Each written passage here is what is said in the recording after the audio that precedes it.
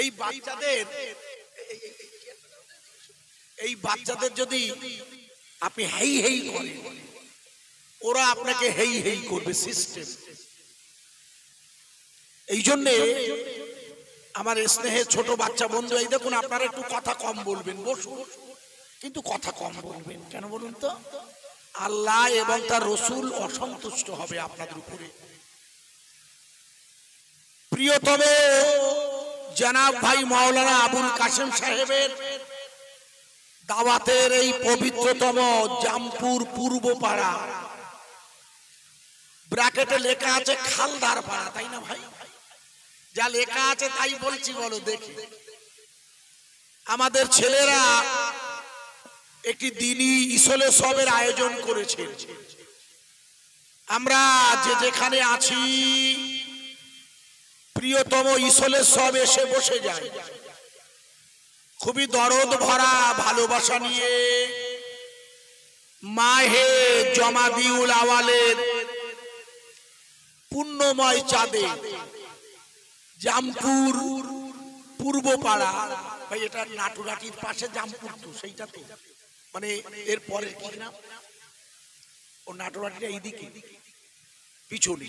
কেন জামপুর বলছে? এখানে আমাদের ওস্তাদ হুজুর সুলতান আহমদ সাহেব হুজুরের বাড়িটা কোন দিকে বলতেন? উনি হায়াতে আছেন, ও মারা গেছে। ওনার কাছে আমরা পড়িছি বসিরহাট আমিনিয়া মাদ্রাসায়। তখন বসিরহাট আমিনিয়া মাদ্রাসা স্যাংশন হয়নি, খারিজি ছিল, আপনারা জানেন হয়তো। তো আল্লাহ উনি ইন্তেকাল করেছেন। ইস, খবরটা যাও, দোয়া করতে হবে হুজুরের জন্য। এমন নবী দুনিয়াতে,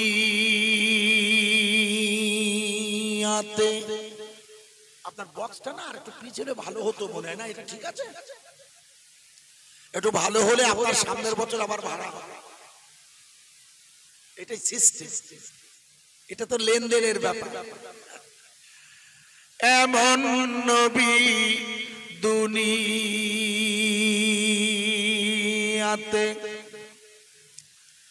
হইনি, হবে না, নবী আছে মদিনায়,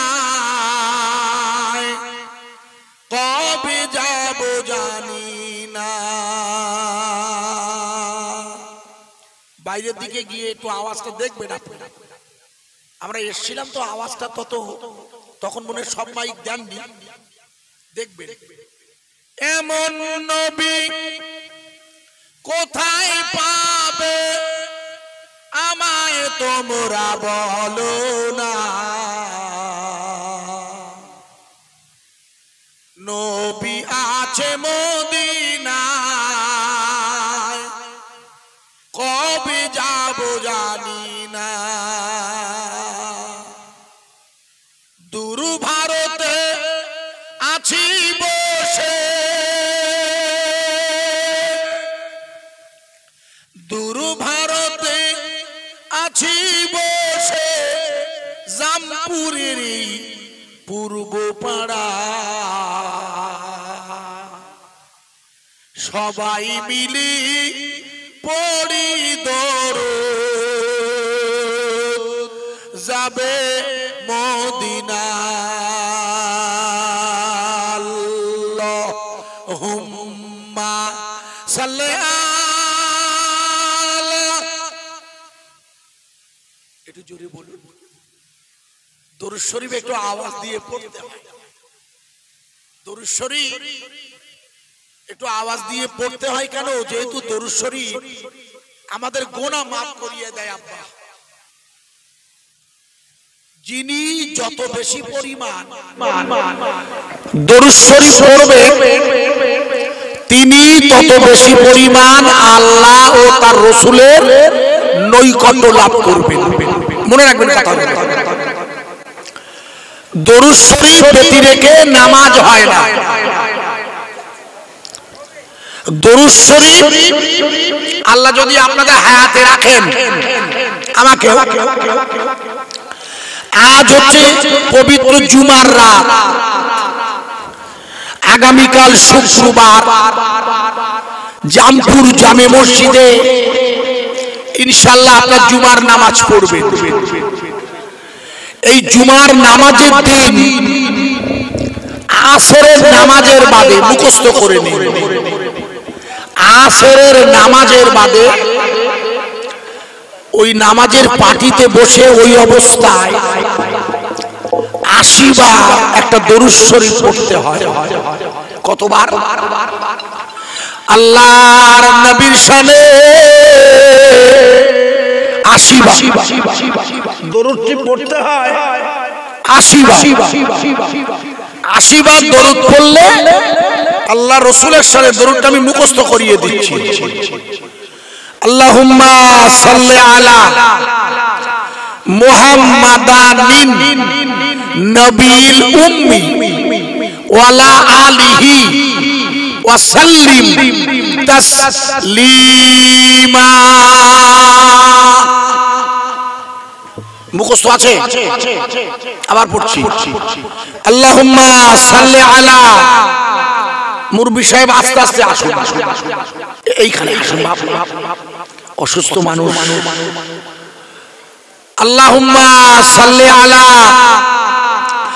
মুহাম্মাদানিন নবিল উম্মি ওয়ালা আলিহি ওয়া সাল্লিম তাসলিমা। এই দরুদ শরীফটি সপ্তাহে একদিন জুমার দিন আসরের নামাজের বাদে 80 বার পড়তে 80 বার। কতবার? 8 এ 0। এই দরুদ শরীফটি 80 বার পড়লে এর ফজিলত হলো আপনার জীবনে 80 বছর মাফ হয়ে যায়। জোরে বলবেন না? আপনাদের মুখস্থ আছে? আমি নিজে এটা পড়ি। এখন এখানে আপনারা যারা বসে আছেন সবই মুরব্বী আব্বা, যে কোনো মুহূর্তে আল্লাহর ডাক আসতে পারে। তা কারোর 60, কারোর 65 বয়স হয়েছে আপনাদের। এবার আপনি একটু বলুন, আল্লাহ পাক যদি দরুদের ওসিলায় 80 বছরের গুনাহ। আচ্ছা আপনার বয়স কত হবে ভাই? বলুন। 55। তাহলে 55 আর 80 25 বছর বাকি, তাই তো? 80 হতে হিসেব বলছি। তাহলে কি হবে? তাহলে আল্লাহ যদি আপনার জীবনের 55 বছরের গুনাহটা মাফ করে দেয়, আল্লাহর জমিনে এখনো 25 বছর আপনার হাতে আছে। ওই 25 বছরের সওয়াবটা আল্লাহ চাইলে আপনার আব্বা আম্মার আমল নামায় যোগ বোঝা যাচ্ছে? তাই লাভ হলো কার? আপনার যারা কবরস্থ হয়েছে তাদের, অথবা যে আব্বা মা বেঁচে আছে তাদের। এই জন্য যখনই সুযোগ হবে, কারণ দরুদ শরীফ প্রতি রেখে রাসূলের সাথে ভালোবাসা তৈরি হয় না। মনে রাখবেন, কোথায় আছেন প্রাণের নবী, আমাদেরকে ছাড়িয়া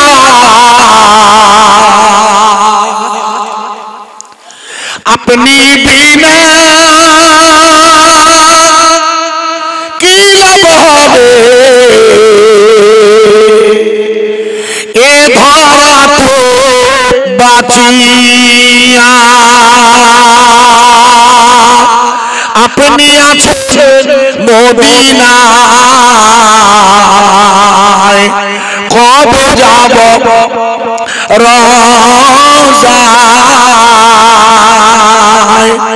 সবাই মিলে আছি বসে জামপুর পূর্ব পাড়ায় আল্লাহুম্মা সাল্লি আলা একটু জোরে বলুন ভাই রাস্তায় যারা ওই আম বাগানের আমের ওই ওখানে বসে আছেন আপনারাও একটু যদি নিচে এসে বসেন ভালো হয় একটু বাড়ি থেকে এসেছেন ওলামাদের দুটো নিয়ত শুনেছেন বয়ান শুনবো আমি গুনাহগার মোহাম্মদ আজিজুর রহমান আপনাদের কাছে দুটো কথা রাখছি এই জন্য যারা দাঁড়িয়ে আছেন যেহেতু আমি আপনাদের অনুরোধ রাখছি এসে বসা আল্লাহ যদি মঞ্জুর করে দুটো কথা আপনারা শুনবেন দিনের জন্য তো এত আয়োজন করেছেন কর্তৃপক্ষ এই জন্য আমি অনুরোধ করছি আমার তরুণ নওজোয়ান যুবক বন্ধুরা যারা সর্বক্ষণ মোবাইলের চোখ দিয়ে রাস্তাঘাটে চলে সর্বক্ষণ যারা নিজ কাজে ব্যস্ত তাদের কাছে এই সময় আমার অনুরোধ রয়েছে একটু দুটি নসিহত যেটি আপনার জীবনের পরিবর্তন হবে এই নিয়তে আমার আউযু বিল্লাহি মিনাশ শাইতানির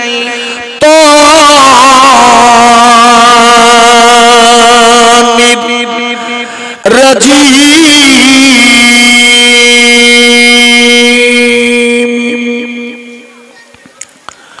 বিসমিল্লাহির রহমানির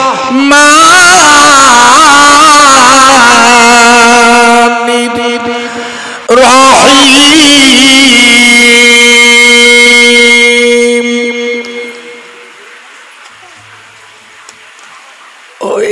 এই জায়গায় রান্না হচ্ছে না খুব ভালো খবর খুব ভালো খবর কেন এই রান্না বান্নার খবর পেলে এটা শরীয়তের সুন্নতের আমল হয় কিছু খিচুড়ি রান্না হচ্ছে কি রান্না করছে কমিটির লোকজন কেউ নেই এই নাম কেন উড়ো উড়ো মতো কারোর পাওয়া যাচ্ছে না খুঁজি খিচুড়ি ভালো ভালো ভালো ভালো গোশ আছে গরুর গোশ সুবহানাল্লাহ হায়দা সুবহানাল্লাহ বলতে বলতে ওরম করছেন কেন জোরে বলেন সুবহানাল্লাহ বলতে বলছেন গরুর গোশ হচ্ছে পৃথিবীর সেরা প্রোটিন আপনারা জানেন না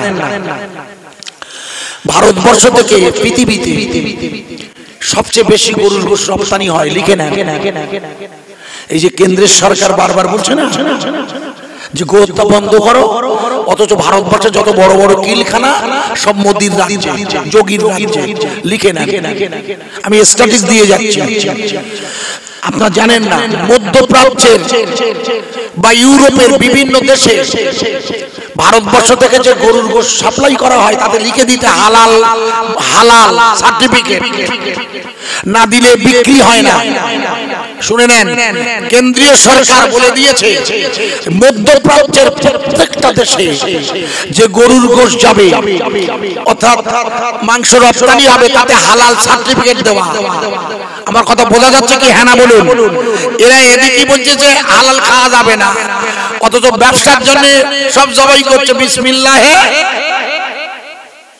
আবার খেতে পাগল বিসমিল্লাহ বাহ আপনি জবাই করতে পারেন ও তাহলে যাবেন না জবাই করা খুব কঠিন কাজ কেন এই শিরের এই জায়গায় ই কিনতে চালাতে আয় যদি ঠিক মতো ছুরি না হয় পশু উঠে দাঁড়ায় বড় দিয়া উঠে দড়ি মারি দিয়ে বিসমিল্লাহ আল্লাহু আকবার বলা হই ও নতুন লোক কোরবানির দিন বলতিস কি আমি একটু করি যেই দেশে এই হুড়কুনি কাটতে হয় জানেন না এই হুড়কুনি না কাটলে দমে মাসফু আড়াই পোষে তাও আবার আড়াইটা জানেন তো হেনা বলেন মশলা জানেন কোরবানি সব মুশকিল হয়ে যাবে। ওই যে আমরা পোল্ট্রি গোশত কিনে আনেন, দেখেন দিকে মুখ পশ্চিম দিকে পাশা, ও বটিতে জবাই করতেছে। ভুল বুঝবেন না, জানো শরিয়াতের নিয়ম কি, ছুরি পশ্চিম দিক রেখে জবাই করতে হয়।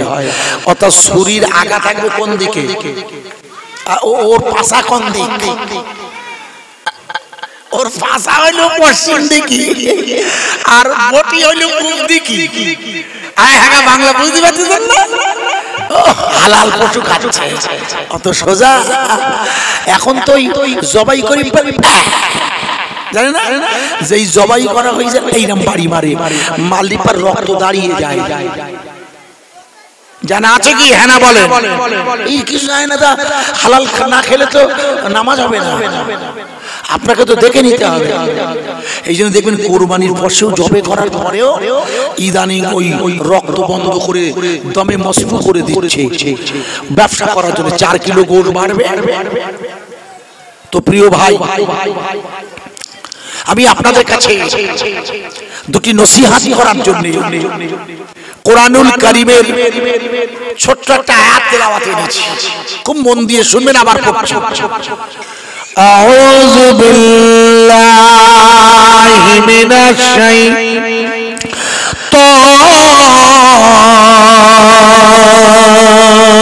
শাইতানির রাজীম।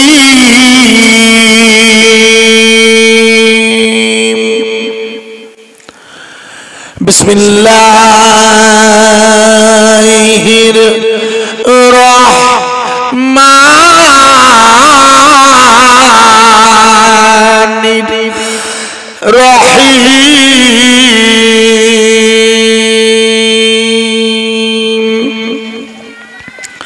ওয়ামা মুহাম্মাদুর ইল্লা রাসূল।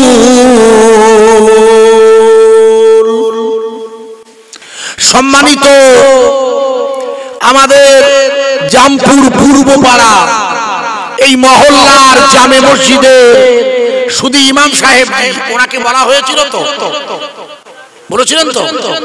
নিশ্চয়ই বলেছেন কর্তৃপক্ষ, আমাদের দায়িত্ব খোঁজ নেওয়া। সম্মানিত জামপুর জামে মসজিদে মুয়াজ্জিন সাহেব এখানে আছে কি? দেখো নিচে নেই তো, দেখে নেন, থাকলে আমার কাছে এসে বসবেন। ইমাম আর মুয়াজ্জিন হুজুর, শীত গ্রীষ্ম বর্ষা ইমাম আর মুয়াজ্জিনেই ভরসা। খবরদার, সম্মানিত ইমাম সাহেব হুজুরের প্রতি শ্রদ্ধা রাখছি। আমাদের ভাই মৌলানা আবুল কাশেম সাহেব, যিনি বেশ কিছুদিন আগে আল্লাহর মঞ্জুর আমাকে কিছু কথা বলার জন্য আপনাদের কাছে দাওয়াত করেছিলেন কর্তৃপক্ষের ভালোবাসায়। আমি কোরআনুল কারীমের একটা আয়াত এনেছি, খুব মন দিয়ে শুনবেন। আশা রাখি আপনাদের কাছে আমি যে নসিহত করতে চাই সেটা আপনাদের বোঝাতে পারবো, আশা রাখছি। আপনারা সবাই জানেন, অজানা কিছু নয়, জানেন বললে সুবিধা হয় বোঝাতে। মনে করে দেখুন, এই মুহূর্তে পৃথিবীর সর্বত্রই নজর করে দেখুন ভাই, যেখানেই তাকাবেন যে জমিনে, সর্বত্রই লা ইলাহা ইল্লাল্লাহু মুহাম্মাদুর রাসূলুল্লাহ, এই যে ঈমানের কালেমা, এটিকে উঠিয়ে দিয়ে লা ইলাহা ইল্লাল্লাহর দ্বীনের দাওয়াত বন্ধ করিয়ে দিয়ে ওরা আল্লাহর একত্ববাদকে পৃথিবীর জমিন থেকে আইয়ামে জাহেলিয়াতের আগের যুগের মতো লা ইলাহা ইল্লাল্লাহর দাওয়াত বন্ধ করতে চায়। আমি আপনাদের কাছে জিজ্ঞেস করছি, আপনারা আমার কথার উত্তর না দিলে ওয়াজ করতে পারবো না। এই জন্য আমি আপনাদের জিজ্ঞেস করছি, পৃথিবীর সব শক্তি যদি এক হয়ে যায় তবু লা ইলাহা ইল্লাল্লাহ এই ঈমানের কালেমার দাওয়াত চলবে না, বন্ধ হবে? জোরে বলে আমি আপনার একটা তথ্য লিখে দিই, মুখস্থ রাখে, কাজে লাগবে। কি সেটি? আপনার মনে করে দেখুন, বিগত 1 বছর ধরে 2023 সালের 7ই অক্টোবর আর 2024 সালের নভেম্বর চলছে, এখন দীর্ঘ 13 মাস হয়েছে। ভালো করে খেয়াল করবেন, এই দীর্ঘ 13 মাসে আল্লাহর একটি পবিত্রতম ভূখণ্ড, যে জায়গাটা বর্তমানে গাজা নাম, গাজা যাকে আপনারা ফিলিস্তিন বলে জানেন, যে জায়গায় অবিরত ইউরোপীয় ইউনিয়ন, ল্যাটিন আমেরিকা, গোটা বিশ্বের শক্তিশালীদের পাওয়ারফুল শক্তি নিয়ে একটানা হামলা চালিয়ে এরা লা ইলাহা ইল্লাল্লাহর ঈমানের কলেমার দাওয়াত বন্ধ করতে চায়।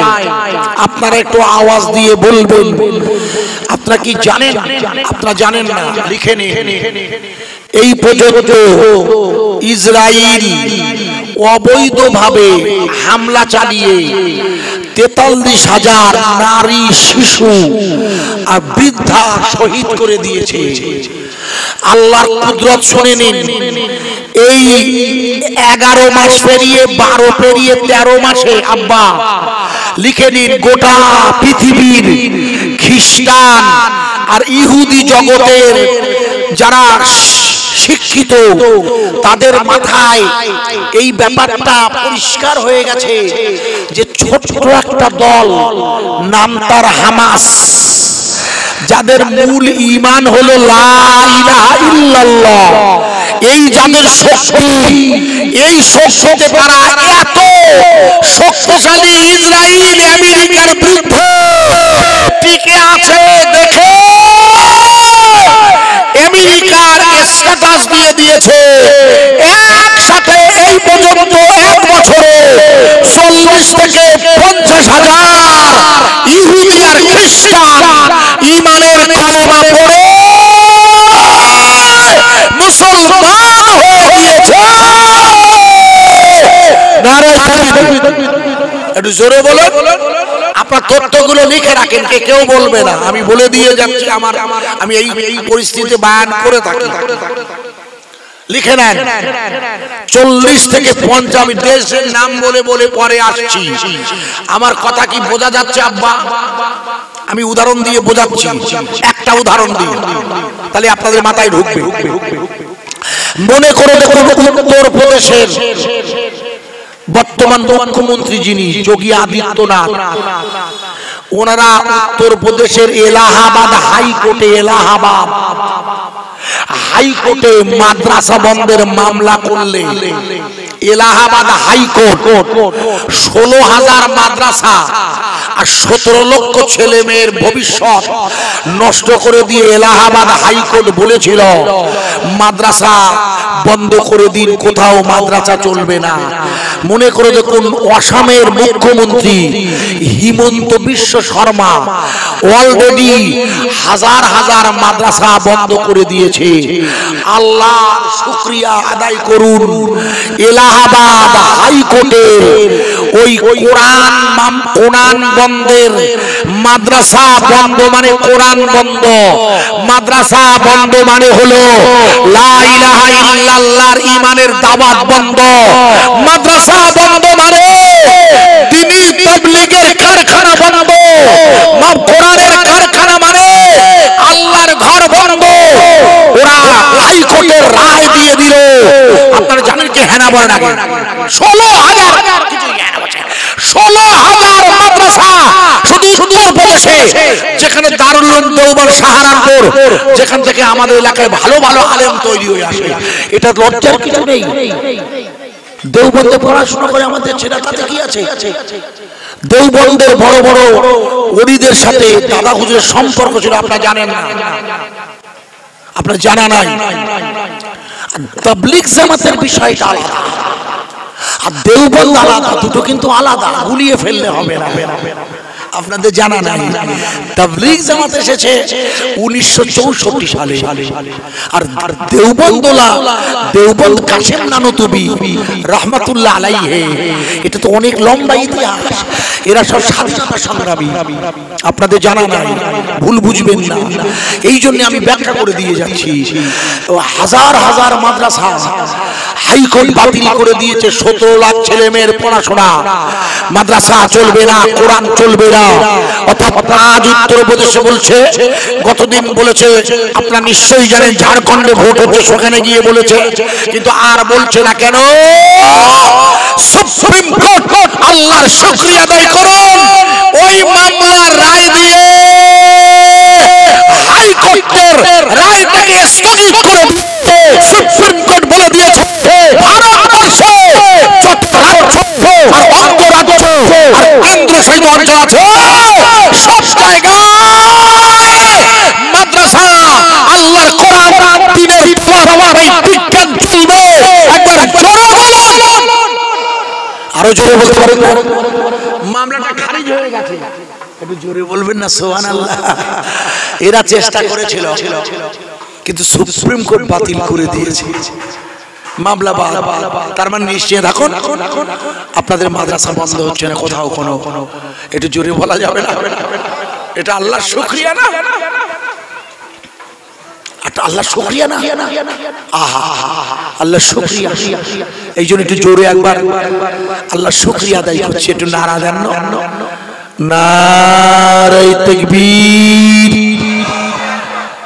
এটা তো হাড়োয়া থানা আপনাদের ও কালকে তো ভোট হয়েছে হ্যাঁ কাল ভোট হয়েছে আমি আমি আমি কালকে হাড়োয়া থানার কাছে জলসা করেছি নজরুল হলদা বলে তো ওরা বলে হ্যাঁ হুজুর ভোট হয়েছে একই তো আপনারা একই রবিউল শেখ রবিউল সাহেব আছে আরো 3 জন আছে মরুকে যাক ও আমি বুঝি না আমি যেটা বুঝি সেটা আপনাদের বলছি আমরা একটু জোরে আল্লাহর নাম নেব আপনাদের আপত্তি আছে সবাই মিলে বলবেন কেউ ফাঁকি দেবেন না নারে তাকবীর ভাই আপনারা যা দাঁড়িয়ে আছেন একটু বসবেন ভাই একটু বসুন না কারণ বাড়ি থেকে তো নিয়ত করিয়ে গিয়েছেন সবার সম্ভব তাই উকি মেরি কি লাভ কি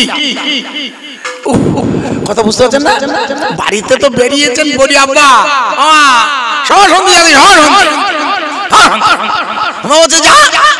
ভালো কাজ যা 20 টাকা নেই তো বাড়িতে যারা বেরিয়েছেন মা একটু বসে যাবেন মা সবাই মিলে একবার বলবেন নারে তাকবীর আরো জোরে হবে না নারে তাকবীর মহামিশলে সওয়াব ফুরফুরা শরীফ আজমির শরীফ আরে জোরে বলবেন বসিরহাটের মাওলানা দরবার শরীফ নারে তাকবীর সকলে মিলে বলবে লা ইলাহা ইল্লাল্লাহ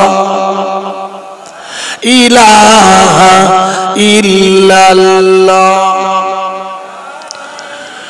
লা ইলাহা ইল্লাল্লাহ মুহাম্মাদুর রাসূলুল্লাহ সাল্লাল্লাহু আলাইহি ওয়াসাল্লাম নবী গেলেন তায়েফে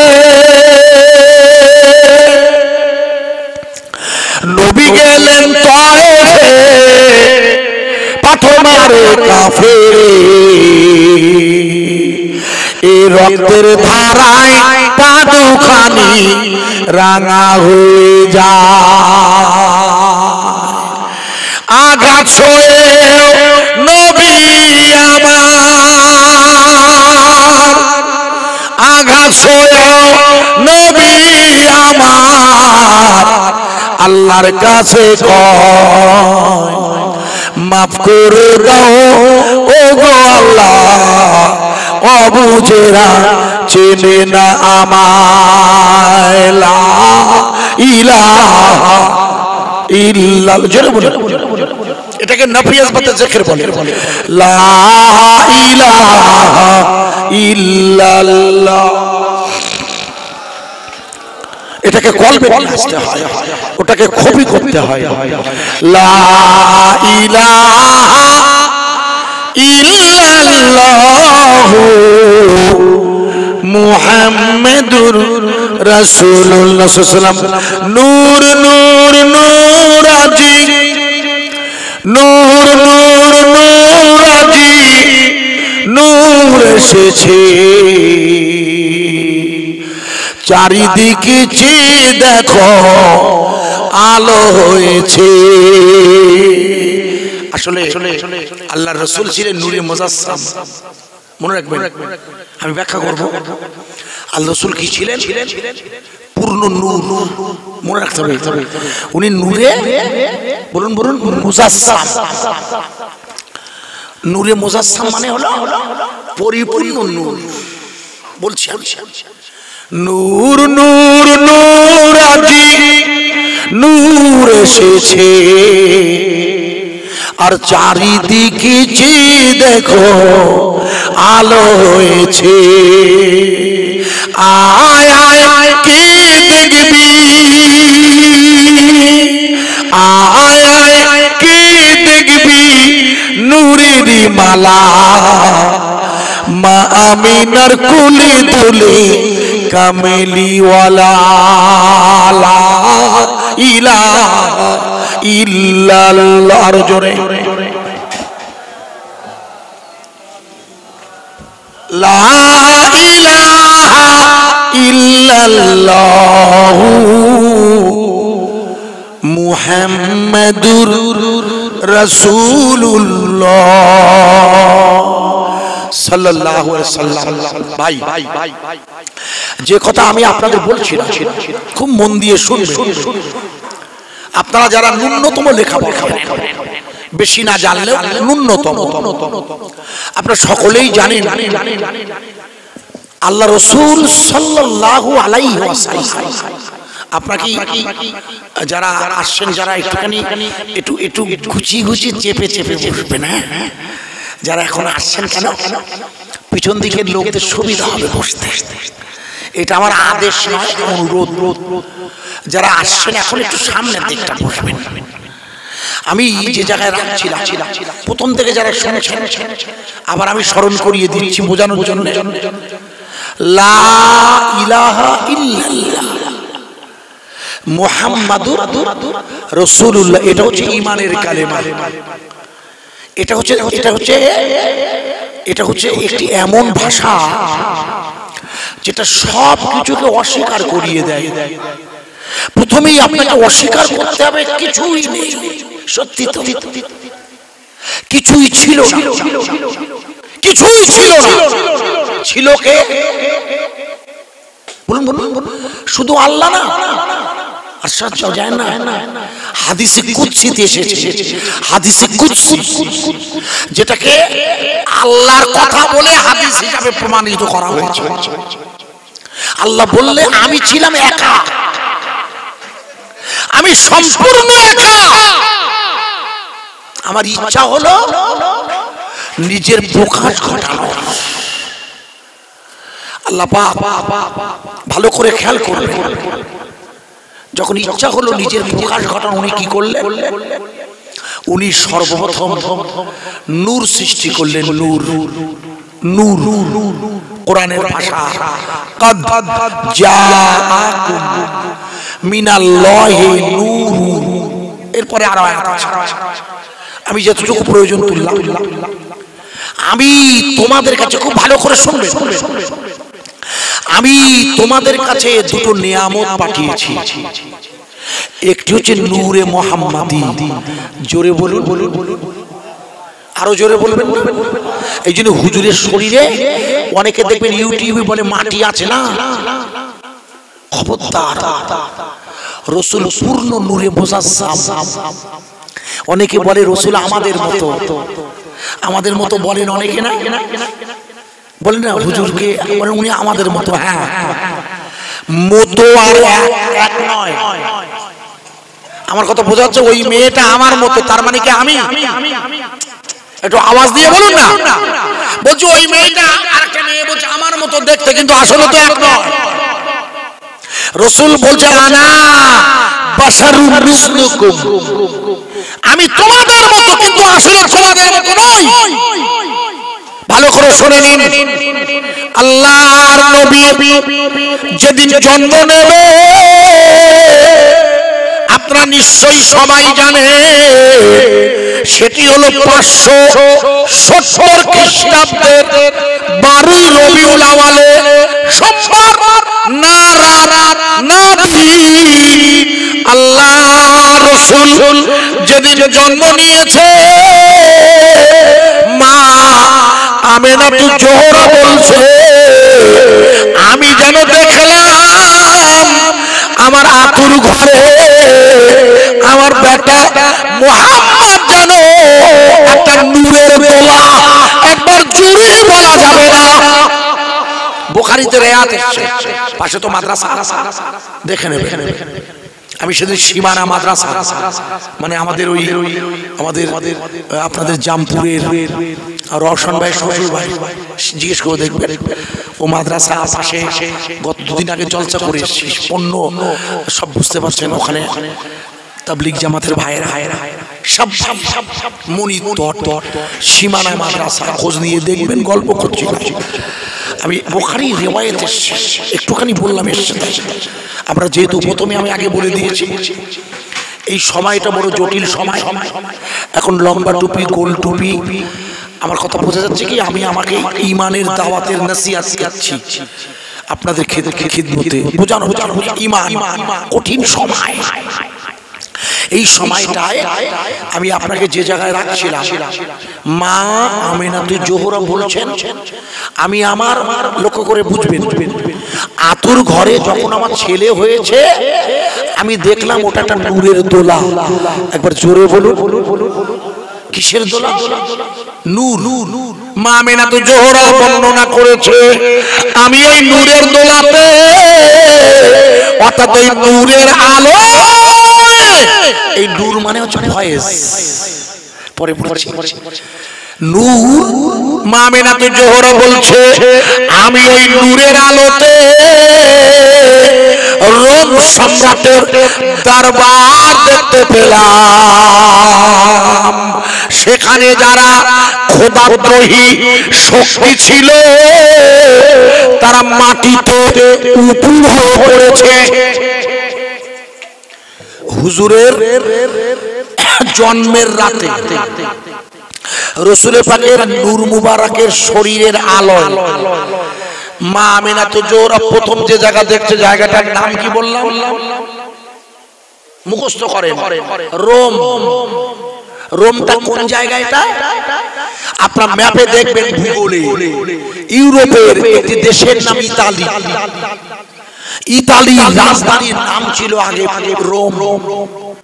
এই রোম যে জায়গাটা এখন বর্তমানে আলাদা একটা অঞ্চল হয়ে গেছে, যেখানে খ্রিস্টানদের ধর্মগুরু পোপ ফ্রান্সিস থাকে। এখন ভারতবর্ষের জামপুরে বসে আমি আপনাকে রোমের কথা বলছি। মক্কাতুল মুকাররমা থেকে রোমের দূরত্ব কত কিলোমিটার? আপনারা ওই নেট খুলে দেখে নিন মোবাইলের অ্যাপে। মক্কাতুল মুকাররমা কাবা শরীফের সামনে থেকে মা আমিনাতু জোহরার ঘর থেকে সুদূর রোম আনুমানিক 20,000 কিলোমিটার, তারও বেশি হবে, কম নয়। আপনারা একটু ভালো করে বুঝবেন রোম কোথায় আর মক্কা কোথায়। এতটা দূরত্ব রাসূল পাকের নূরের তাজাল্লিতে মা আমিনা দেখছে 20,000 কিলোমিটারের বেশি দূরত্ব। একটু জোরে বলা যাবে না?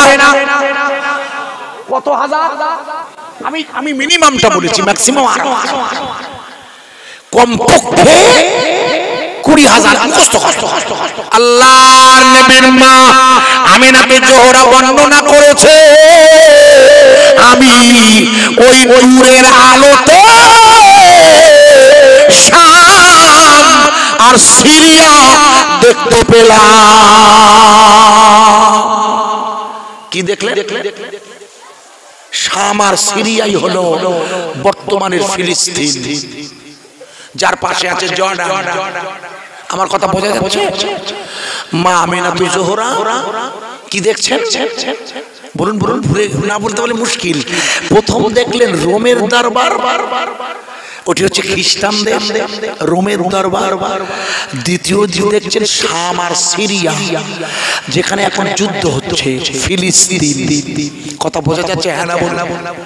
ওয়াজ না বুঝতে পারলে মুশকিল করে লাভ নেই, আপনি বুঝতে পারবেন না। আমি একটা গল্প করলাম, আমি পছন্দ করি না, আমার স্বভাব বিরুদ্ধ।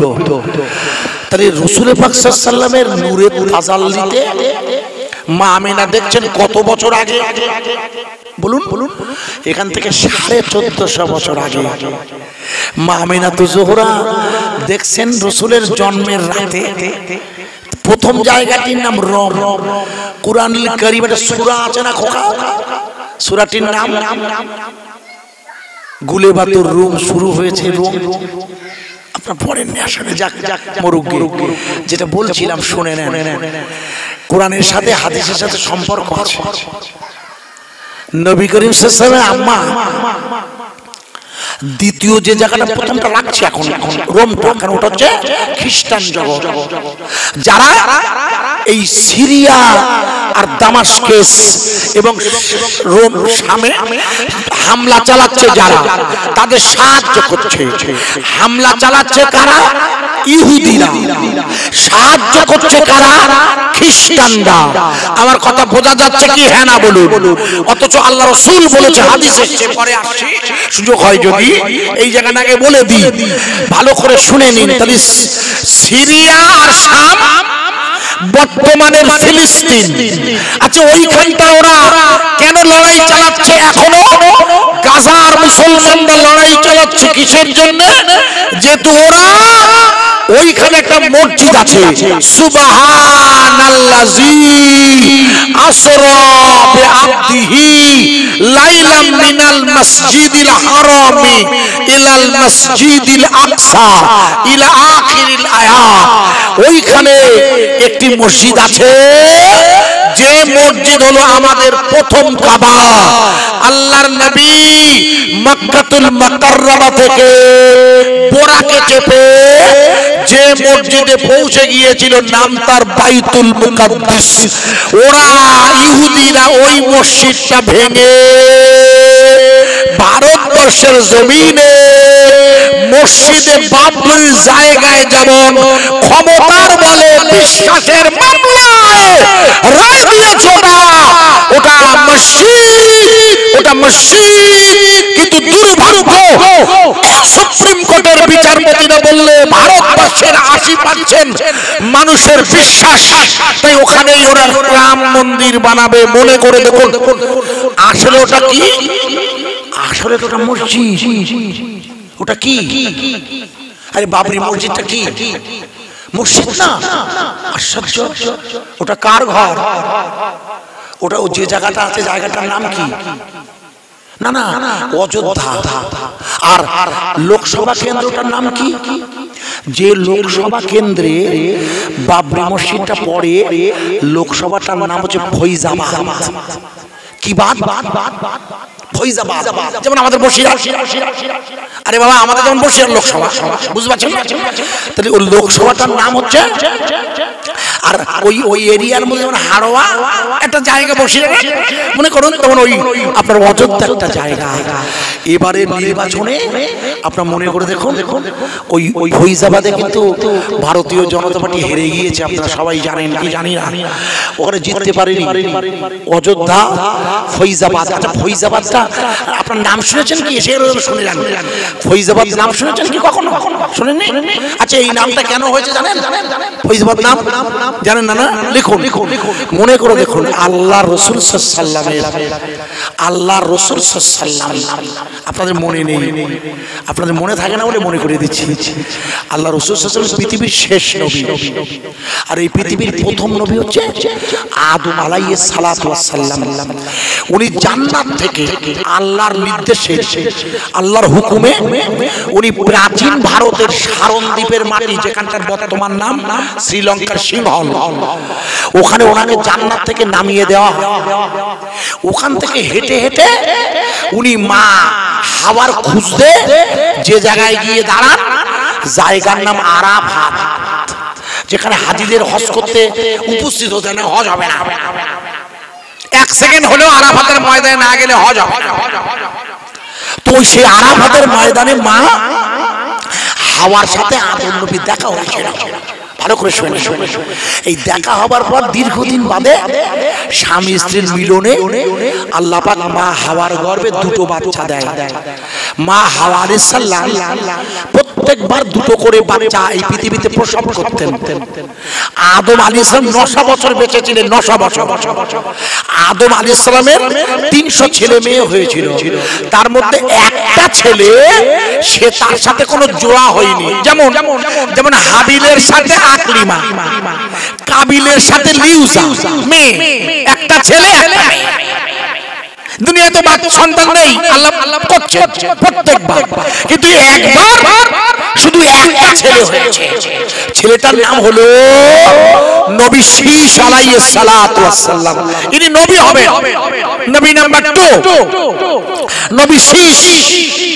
এনার আব্বার নাম আদম আলাইহিস সালাম। ইনি বিয়ে করেন, জানেন তো শীশ নবীর বিয়ে হয়নি, মেয়ে নেই। তো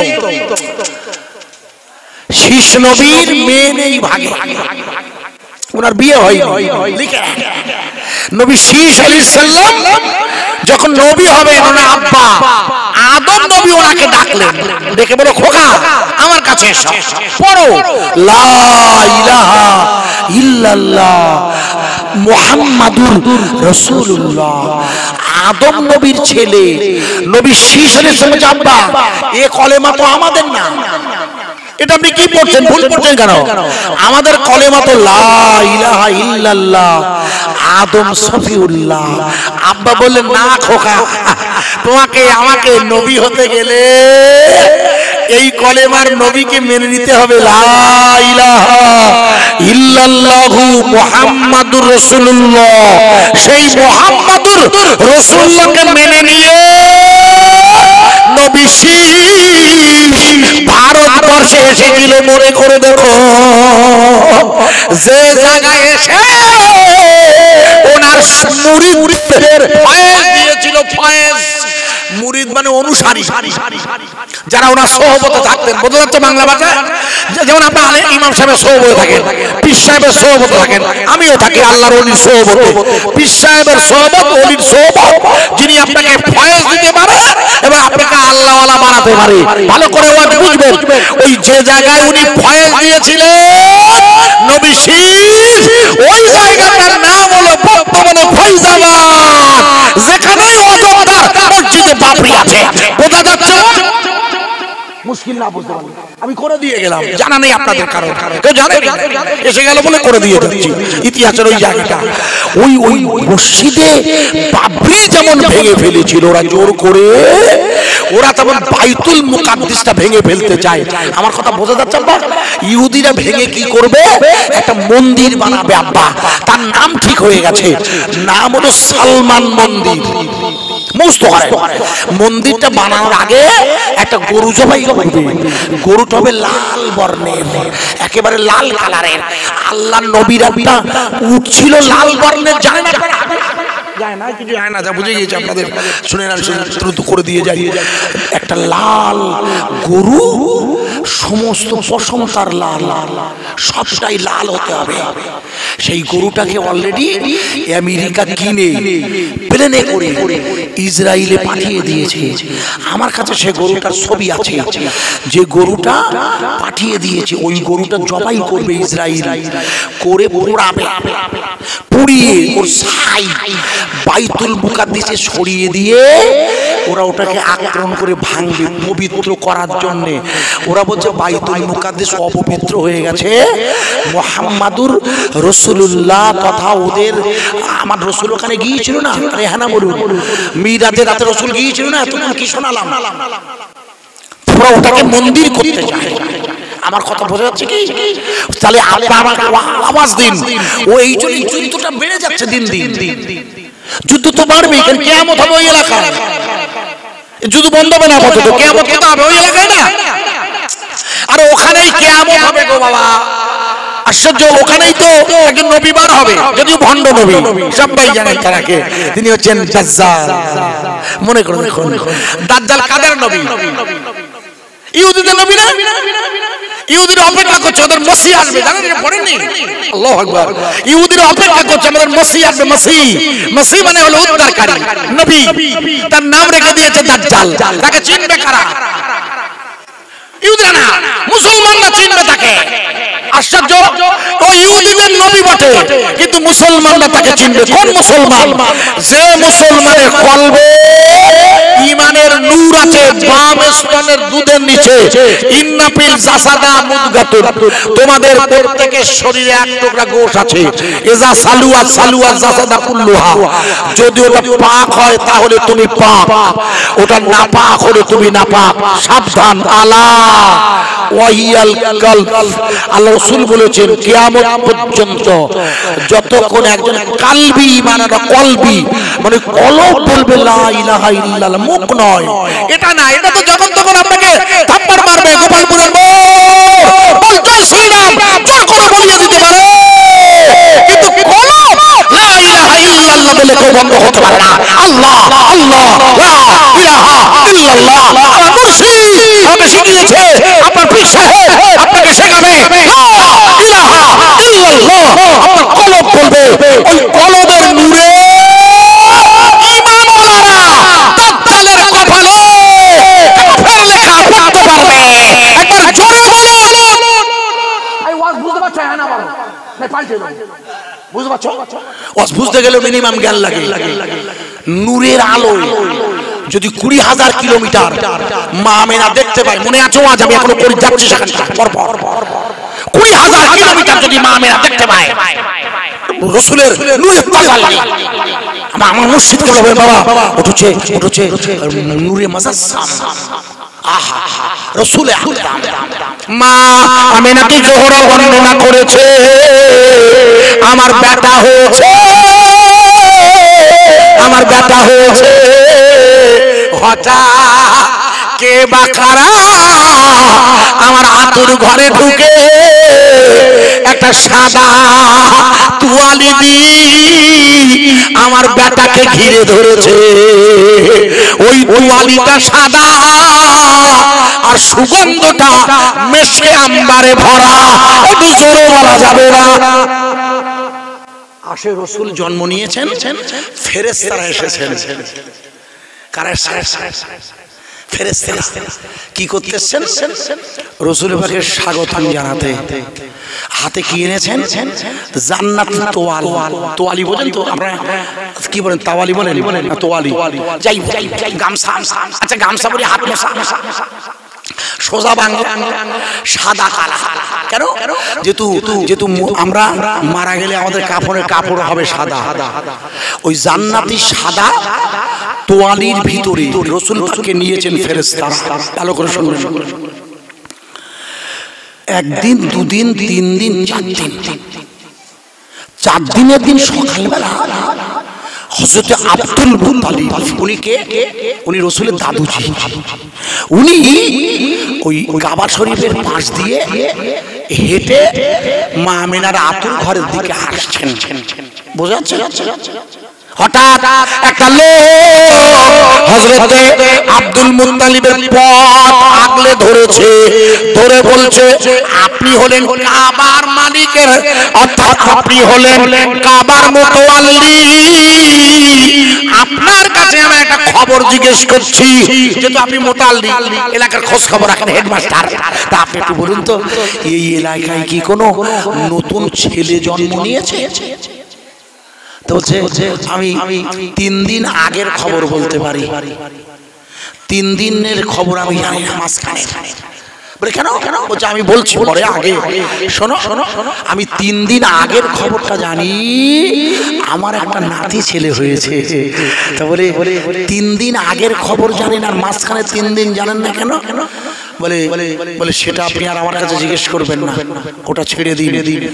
আপনি আমার পথ আটকালেন কেন? বলছে আমি আমি আপনি আমার চেনেন না? বলছে না। বলছে ওই দেখুন, দেখে কাবা শরীফের পাশে একটা তাঁবু পাতা। বলে ওই তাঁবুটা, বলে ওখানে আমি থাকি। বলে আপনি ওখানে থাকেন? বলে কেন? বলছে আমার বাড়ি হলো শাম আর সিরিয়ায়, আমি হলাম ইহুদিদের রাব্বি, আমি একটা ছেলে খুঁজতে বেরিয়েছি, তাই আজ অনেক দিন ধরে এই এলাকায় তাঁবু পেতে আমি সেই ছেলেটার সন্ধান করছি। শুনলাম আপনার বাড়িতে আপনি বললেন ছেলে হয়েছে, আমি একটু ছেলেটাকে দেখতে যাব, আপনি আমার সাথে একটু নিয়ে যাবেন? বলে তা আমার নাতি হয়েছে, আপনি দেখতে যাবেন, তাতে অসুবিধা দেখি, চলুন।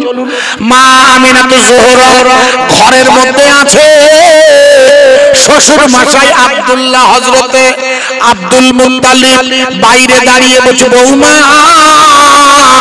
আমার নাতি ছেলে হয়েছে। মা আমিনা তো জোরে একটু রাগ করে আছে। আব্দুল মুত্তালিব বলছে বৌমা তুমি রাগ করেছো কেন মা? বলে ছেলে হয়েছে 3 দিন, আপনার ছেলে নেই, আপনার ছোট ছেলে পর্দা নিয়েছে অনেক দিন, তার বাচ্চা হয়েছে, আজ 3 দিন আপনি একবার খোঁজ নিতে এলেন না? বলছে মা তুমি শুনবে, আমি তখন কাবা শরীফে বসে আছি, শোনো। ওই ইহুদির রাব্বিটা শুনছে। মা হযরত আব্দুল মুত্তালিব বলছে আমি তখন কাবা শরীফে দাঁড়িয়ে আছি, ভোরবেলা আকাশ থেকে আওয়াজ আসছে মুহাম্মদ জন্ম নিচ্ছে। মুহাম্মদ কে জন্ম নিচ্ছে? জোরে বলুন। মুহাম্মাদুর রাসূলুল্লাহ জন্ম নিচ্ছে। আকাশ থেকে আওয়াজ আসছে আল্লাহ রসুল জন্ম নেবে। ভাই একটুখানি এখানে আপনার একটু জিজ্ঞেস করবো, আমার কথা কি বোঝা যাচ্ছে? আচ্ছা আল্লাহ রসুল যে জন্ম নিয়েছেন ইনি পৃথিবীর শেষ নবী না? আরে হ্যাঁ না বলুন। এনার পরে কি পৃথিবীতে আর কোন নবী, কোন অবতার, কোন অ্যাঞ্জেল, কোন মেসেঞ্জার, কোন ধর্মগুরু আসবে? হ্যাঁ না বলতে আসবে না তো? সবাই একমত ইনশাআল্লাহ। কেন বোঝাচ্ছি একটুখানি মনে করে দেখুন। এবার 2024 লোকসভা ভোট চলাকালীন মোদিজি আর তার দল দাবি করেছিল আপকি বার 400 পার, বলেছিল না ভাই? বলেছিল এবারে আমরা 400 পেরুবো। আমাদের প্রধানমন্ত্রী বললেন আমার এবার 400 পেরুবে। আমার মুখ্যমন্ত্রী বলল আপকি বার পগার পার। ভুল বুঝবেন না, এটা রাজনীতি নয়, বোঝাচ্ছি কারণটা শুনে নেন। কারণ হলো মনে করে দেখুন 7 দফা নির্বাচনের 2য় দফা শেষ হয়ে গেছে।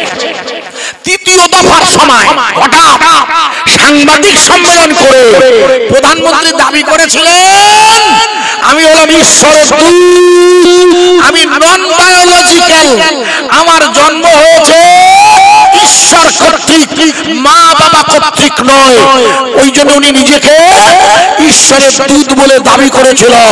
আপনাদের মনে আছে কি? মনে করে দেখুন গোটা ভারতবর্ষের মিডিয়া প্রচার করেছিল হর হর মোদি, ঘর ঘর মোদি। সৌভাগ্য আমার ভারতবর্ষের গোপালপুর সহ গোটা পশ্চিমবঙ্গ ভারতের হিন্দু ভাইয়েরা ওটাকে বিশ্বাস করে। কেন?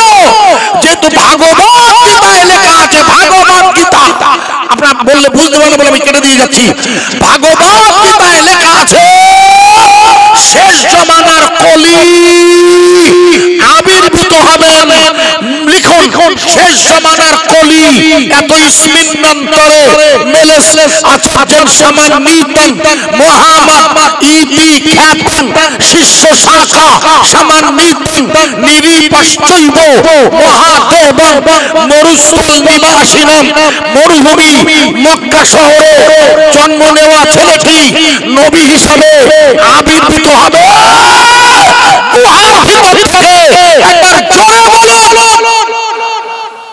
রসুল নবী হিসাবে আবির্ভূত হয়েছিলেন গারে হীরা নামক গুহার ভেতর থেকে। না আশ্চর্য জানেন না?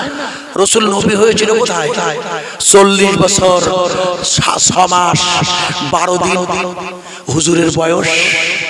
উনি গারে হিরায় বসে বসে আল্লাহর মুরাকাবা করছে। রমজানুল মুবারকের রাত, মনে নেই? মা খাদিজাতুল কুবরা টিফিন কেরিয়া করে খাবার দিয়ে এসেছে, জিবরিল এসেছেন, মনে নেই আপনাদের? হুজুরকে জড়িয়ে ধরলেন, মনে নেই? কিছু যায় না, নবী হবেন উনি। কোথার ভিতর থেকে? গুহার ভিতর থেকে। ভারতবর্ষের শিক্ষিত হিন্দু ভাইরা জানেন যে শেষ জমানার নবী আবির্ভূত হবেন কিসের ভিতর থেকে? গুহার ভিতর থেকে। আর আমাদের প্রধানমন্ত্রী উনি বার হচ্ছে কোথা থেকে? উনি বার হচ্ছে গুজরাটের ভাদোদরা। মনে করে দেখেন, আগে ছিল ওনার বাবা সাহেব আসতো, বলতো আমি আমার বাপ সাহেব আছে, সাহেবের চাচা, প্রথমবারের লোকসভার ভোটে মনে করে দেখো। আর এবার কি বলছে? এবার যাই ভগবানের দূত। হিন্দু ভাইরা মানিনি বলে 240 গিয়ে বসে গেছে। খোকা, আল্লাহ শুকরিয়া আদায় করো। ভারতবর্ষের জমিনে তথা পৃথিবীতে মা কানা মুহাম্মাদুন আবা আহাদিম মির রিজালিকুম ওয়ালাকিন রাসূলুল্লাহ ওয়া খাতামান নবী। আমার মুহাম্মদুর নবী হলো রাসূল, খতম করে দিয়েছে শেষ রাসূল। মা আমিনাতু জোহরা দাঁড়িয়ে আছে, শ্বশুরের খুব অভিমান করে।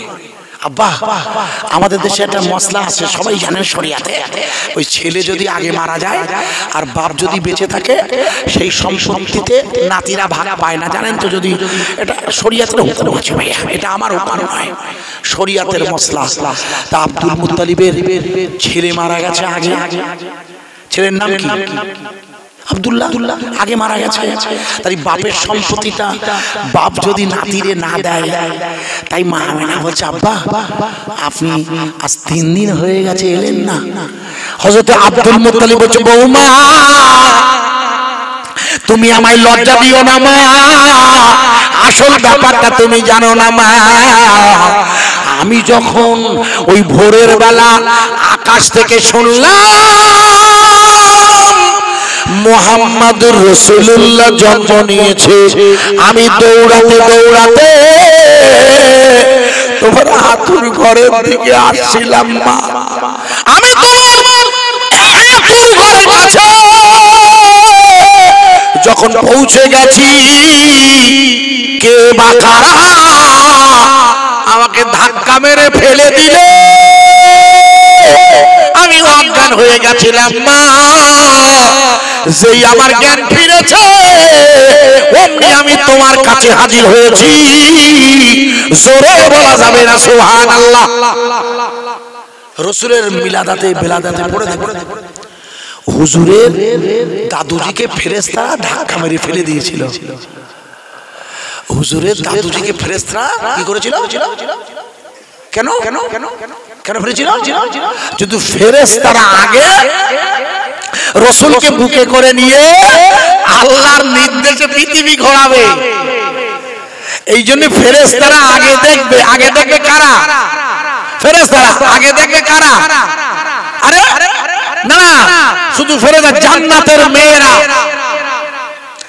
রাসূলের হাতুর ঘরে দুজন জান্নাতি মহিলা এসেছিল। আজ পর্যন্ত পৃথিবীতে কখনো কোথাও ঘটেছে কি শুনেছেন যে কোন দুনিয়ার কোন নারীর হাতুর ঘরে জান্নাতের মেয়েরা আসছে? লিখে নিন, প্রথম যে মেয়েটি জান্নাত থেকে এসেছিলেন ওনার নাম হচ্ছে মা মারিয়াম আলাইহিস সালাতু ওয়াস সালাম। যার পিতা অর্থাৎ যার স্বামী নেই, সন্তান হবে। কি লজ্জাকর ব্যাপার নয়? এমন এক নারী যখন সৎ ভাই তার চরিত্র নিয়ে টানাটানি করছে, তখন আল্লাহ বললেন, মারিয়াম আপনার তো বাচ্চা হবে, ওই বাচ্চা আপনার সতীত্বের সাক্ষী দেবে। একটু জোরে বলা যাবে না? আল্লাহ বললেন, চ্যালেঞ্জ করেন আপনি, আপনি ওদের বলে দিন আমার বাচ্চা আতুর ঘরে কথা বলবে। একটু জোরে বলা যাবে না? আমি আল্লাহ নিশ্চিত থাকুন, আপনার স্বামী নেই, বাচ্চা হয়েছে, ওয়ালা কাজা লেখা আল্লাহ বলে দিয়েছে ভাই আপনার বাচ্চা হয়েছে, আপনি নিশ্চিত থাকুন। আমার নবীর আতুর ঘরে আপনি যাবেন, জোরে বলবেন না। 2 নম্বর মহিলার নাম হচ্ছে হযরতে, মনে করে দেখুন, ফেরাউনের স্ত্রী, নাম তার মা আসিয়া, যাকে ফেরাউন তেলের কড়াইতে ফেলে দিয়েছিল, মনে নেই? যখন ওনাকে পাপড় ভাজার মতো ভাজছে, আল্লাহ বলেন জিবরিল, আমার আমার আমার আমার আমার আমার আসিয়াকে তুলে নাও, ডাইরেক্ট ওকে তুরু করে দাও জান্নাতে, আর অপেক্ষা করো, আমার রসুল জন্ম নেবে, আতুর ঘরে ঢুকবে, একটু জোরে বলা যাবে না? মা আমেনা অবাক হয়ে দেখছে, দুজন জান্নাতি মেয়ে। আপনারা কারা? উনি মনে করছেন পাশের গোষ্ঠী, পাশের পাড়ার কোনো মেয়ে, কোনো দাইমা, কোনো ধারতি মাথা। আসলে এরা জান্নাত থেকে এসেছে। তাই জান্নাতের ফেরেশতারা রাসূলের পাককে আগে বুকে করে জড়িয়ে ধরে গোটা পৃথিবী পরিভ্রমণ করাবে। আব্দুল মুত্তালিব দেখতে পাবেন আগে। কথা বোঝা যাচ্ছে কি? হ্যাঁ না বলুন। এইবারে আব্দুল মুত্তালিব বললে, বৌমা তুমি ঠিকই বলেছো মা, আমার না আমার অজ্ঞান হয়ে গেছে, আমি জ্ঞান ছিল না আমার। বলে মা মা মা একটা কথা বলছি মা, শোনো। বলে কি হয়েছে আব্বা? বলে এই লোকটা এসেছে, এর বাড়ি হলো শাম, সিরিয়ায়। বুঝে যাচ্ছে? এর বাড়ি কোথায়? না না না, যুদ্ধ হচ্ছে যেখানে। আল্লাহর নবীর মা যেই শুনে শাম আর সিরিয়া, উনি গত 4 দিন আগে দেখেছিল না? কি মনে নেই? নূরের আলো দেখেছিল জায়গা? বলছে ও মামিনা চাচা, শাম সিরিয়া। বলছে আপনি এখানে এসেছেন কেন? আব্দুল মজিদ জিজ্ঞেস করছে। বলে আমি আপনার নাতি ছেলেকে দেখবো। মা আমেনা তো জোহরা বলছেন, আব্বাজান আপনার কোলে আমি দিতে পারি, ও তো বাইরের লোক, তাই না? একটু হ্যাঁ না বলুন। উনি এখন তো বাইরে, আমি ওনাকে চিনি। আপনি এনেছেন ওটা আলাদা, কিন্তু আমি আপনার করে আমার ছেলেকে দিতে পারি। তখন ওই ইহুদি রাব্বি বলছে, ও মা, আপনার ছেলেকে আপনার শ্বশুর মশাই আব্দুল মুত্তালিব ওনার কোলে দেওয়া লাগবে না, আপনি আপনার ছেলেটাকে করে রাখুন, আমি আপনার ছেলে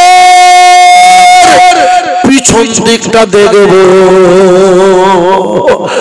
আপনি একটু উঁচু করে ধরবে, আমি আপনার ছেলের পিছন দিক দেখতে এসেছি, আমি আপনার ছেলে সামনের দিকটা চিনি, জোরে বলা যাবে না। আব্দুল মুত্তালিব বলছে, এই ভাই, আপনার বাড়ি কোথায়? বলে আমার বাড়ি সিরিয়ায়। বলে আপনার বাড়ি সিরিয়ায়, আর আমার নাতি সামনের দিকটা চেনে, পিছন দিকটা দেখবেন, পাগল করার কাজ। আমার কথা বলা যাচ্ছে না? এই ভাই, আমরা যখন বাচ্চা হয় কোন দিকটা দেখি? মুখ বাজে কথা। আগে ছেলি হইস না মেয়ে হইস, তাই দেখে আগে জিজ্ঞেস করে ছেলি হইয়ে না মেয়ে হইয়ে।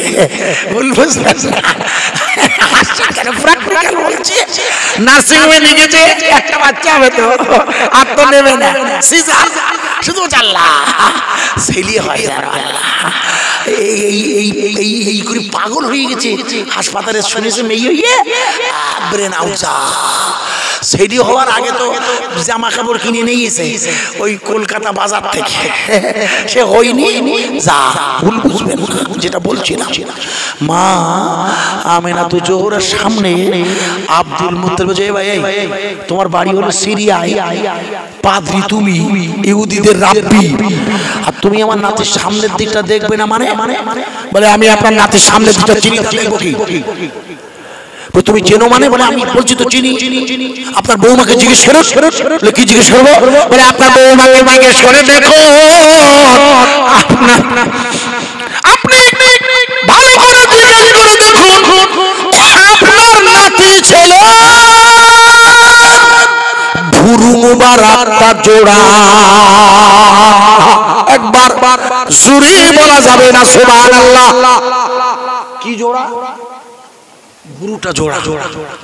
মা আমেনা তো জোড়া বলছে, আব্বা দাঁড়ান, আমি একটু ভালো করে দেখিনি আগে। ওই সাদা তোয়ালি সরিয়ে মা আমেনা দেখে, সত্যি তো ভুরুটা জোড়া। রসুলের ভ্রু মুবারক জোড়া ছিল। একটু জোরে বলবেন না? আপনাদের কারো বাড়িতে তাসকিরাতুল আউলিয়া আছে? আছে আপনার কাছে? নেই? থাকে না কেন? এগুলো কিনতে হয়। তাসকিরাতুল আউলিয়া মানে ওলিদের কাহিনী, আর কাসাসুল আম্বিয়া মানে নবীদের কাহিনী। দুটো বই রাখা বাড়িতে ফরজ যে বাবা। ফরজ মানে ভুল বুঝবেন না, ফরজ মানে রাখতে অবশ্যই অবশ্যই এই দুটো বই। তাসকিরাতুল আউলিয়া দেওবন্দ থেকে প্রকাশ হয়েছে, মেলা বেরিয়েছে। তাসকিরাতুল আউলিয়ায় প্রথম যে আউলিয়ার নাম লেখা, তার নামটা লিখুন ওয়াইস কারনী। নাম শুনেছেন কি? হ্যাঁ না বলুন। ইনি হলেন নবীর জমানার লোক। বলো কোন জমানা? ইনি নবীর জমানার লোক, অত নবীর সাথে দেখা হয়নি। আমরা কোন জমানা? শেষ জমানা। উনি নবীর সমসময়ে উনি ছিলেন ইয়ামানের করণে, অথচ রসুলের সাথে সাক্ষাৎ করার সুযোগ হয়নি। মনে করে দেখুন কারণ কি? কারণ ছিল না আমার অসুস্থতা, কারণটা অন্য কিছু নয়। একটু ভেবে দেখো। অথচ যখন রসুল পাক নিজের গায়ের জামা খুলে হযরত ওয়াইস কারনীর জন্য ওমর ফারুক আর আলী কারামাল ওয়াজহ, দুই আল্লাহর প্রিয়তম সাহাবা রাসূলের রাদিয়াল্লাহু আনহুম, হুজুরদের হাতে যখন ওই জামাটা খুলে দিচ্ছে, তখন হযরত আলী জিজ্ঞেস করছে, ইয়া রাসূলুল্লাহ, ইয়া হাবিবাল্লাহ, আপনি আমার শ্বশুর আর আপনি জামা দেবেন আমার হক বেশি, আপনি কোথাকার কোন ওয়াইস চিনি নেই? বলছে আমি যেটা বলছি সেটা শোনো। খলিফাতুল মুসলিমিন সানি হবেন যিনি, ওমর ফারুক বলছে, ইয়া রাসূলুল্লাহ, আপনি তাকে চেনেন না, আমরা চিনব কি করে? বলে কেন, আমি কি বলেছি? আমি তো তোমাদের বলছি তার সাথে আমার চোখাচোখি দেখা হয়নি, এই চোখের চামড়ায় আমি তো বলছি, কিন্তু তার সাথে আমি তোমাকে বলছি তার এই হাতের এই দুই হাতের এই জায়গাটায় সাদা গোল, সাদা, ওটা রোগ নয়, কিন্তু ওটা কোনো খানা পাকড় না, কিতাবে লেখা আছে সাদা কিন্তু পাকড়া, আর পশমগুলো মোটা। তো ওয়াইস কারনীর খোঁজে ওমর ফারুক রাদিয়াল্লাহু আনহু আর আলী কারামাল্লাহু ওয়াজহু পৌঁছে গিয়েছেন। গিয়ে দেখে রোগা পাতলা লোক মাটিতে সেজদা দিয়ে আছে, আর হাতটা মাটিতে। দেখে বললেন, আলী এই সেই লোক, কিন্তু ইনি তো মাটিতে সেজদা দিয়ে নামাজে আছে। তা চলো করণের বাজার থেকে এনার জন্য কিছু খাবার নিয়ে আসি, বড্ড রোগা পাতলা, ওনার জন্য একটু হাদিয়া দেই, মেহমানদারি করি। সুন্নাত। হযরত আলী কারমাজু ওমর ফারুক হুজুর ওই করণের বাজার থেকে কিছু খাবার এনেছেন। এনে দেখে তখন উনি সেজদা করছেন। উনি নামাজের অত লোককে ডাকবেন কি করে, যদিও ফরজ নামাজ পড়ছেন না। শরীয়তে নিয়ম আছে গলা খাকার দিতে হয়, শরীয়তের নিয়ম আছে কিছু। তো যখন গলা খাকার দিচ্ছে, তখন ওনার ওই শব্দে চেতনা, জ্ঞান, উনি চোখ বলছে, কে তোমরা কারা আমাকে এত ক্ষতি করলে? তাসকিরাতুল আউলিয়া পড়ে দেখবে সত্যি ওমর ফারুক হুজুর আলী কাজে আমাদের খুব ক্ষতি করেছে। আমাদের ওনাদের না, ওরা তো জান্নাতি। ওরা কি জান্নাতি না? আমাদের কি ক্ষতি করেছিল? আমাদের ক্ষতিটা হলো হযরত ওয়াইস কারনী রাহমাতুল্লাহ আলাইহি আল্লাহর কাছে মাটিতে সেজদা দিয়ে দোয়া করে বলছিল, আল্লাহ, উম্মতে মুহাম্মাদীর গুনাহ যতক্ষণ মাপ না হবে ততক্ষণ আমি মাটি থেকে মাথা তুলব না। আল্লাহ বললেন, আরে আমার ওয়াইস, তুমি পাগলামি করছো কেন? তা তুমি যখন বারবার বলছো আমি উম্মতে মুহাম্মাদীর উট বরাবর, একটি উটের যত পশম, ওই পশম বরাবর তোমার দোয়া অনুযায়ী উম্মতে মুহাম্মাদীর গুনাহ মাফ করে জান্নাতে দেব। জোরে বলুন। শুনুন না, এখন শেষ হয়নি। উনি বললেন, আপনারা আমায় ডাকলেন কেন? আমি তো এতে সন্তুষ্ট হইনি। আল্লাহ তো একটা দল দেবে, আর আমি চাইছি কিয়ামত পর্যন্ত যত উম্মত আসবে, এসেছে আর বিগত হয়েছে, তার মধ্যে আমরা পড়ছি না। আরে কথা বুঝতে পারছেন না? 1450 বছর আগের ঘটনা তো। আর তার তার মধ্যে এই আমরা পড়িস তো, আমরা যে পার্টি, আমার কাছে কাজকর্ম সব গুনায় ভরা হয়ে যেতে পারে। সেই জন্য হয়তো ওয়াইস কারণী ওই দোয়াটা যখন করেছিল, যদি ওমর আর আলী হুজুর বাধা না দিত, আলহামদুলিল্লাহ। কিন্তু দুর্ভাগ্য, তাসকাত আউলিয়াতে লেখা আছে দেখবেন, হুজুর আফসোস করেছিল, আপনারা আমাকে ডাকলেন কেন? বলে রাসূল পাঠিয়েছে। বলে তোমার নাম কি? বলে আমার নাম ওমর। বলে ও তুমি তো খলিফা হবে। সর্বনাশ। এই আশ্চর্য, তোমার নাম কি? বলে আমার নাম আলী। বলে ও তুমি তো রাসূলের প্রথম দিকের জামাই। তার মানে পরে আবার বিয়ে করবে। মা ফাতেমা মারা গেলে হাসান হোসেনকে রেখে হয়তো আলী আবার বিয়ে করেছিল। সেই স্ত্রী 4টি ছেলে হয়, মুরুব্বিরা জানেন না। যে জায়গায় রাখছিলাম ভালো করে শুনে নিন। হযরতে ওয়াইস কারনী রাহমাতুল্লাহ আলাইহি জিজ্ঞেস করছে, আরে আপনারা তো ওমর আর আলী আমার কাছে এসেছেন কি করতে? বলে রাসূল আপনার জন্য জামা পাঠিয়েছে। বলে আলহামদুলিল্লাহ, হুজুর জামা পাঠিয়েছে। তোমার শ্বশুর বলো তো তুমি তোমার নবী ভুরু মুবারকটা জোড়া ছিল না আলগা? ওমরকে আলী বলছে, ও ভাই, এই ও ভাই, হুজুর তখন কিন্তু আর দুনিয়ায় নেই।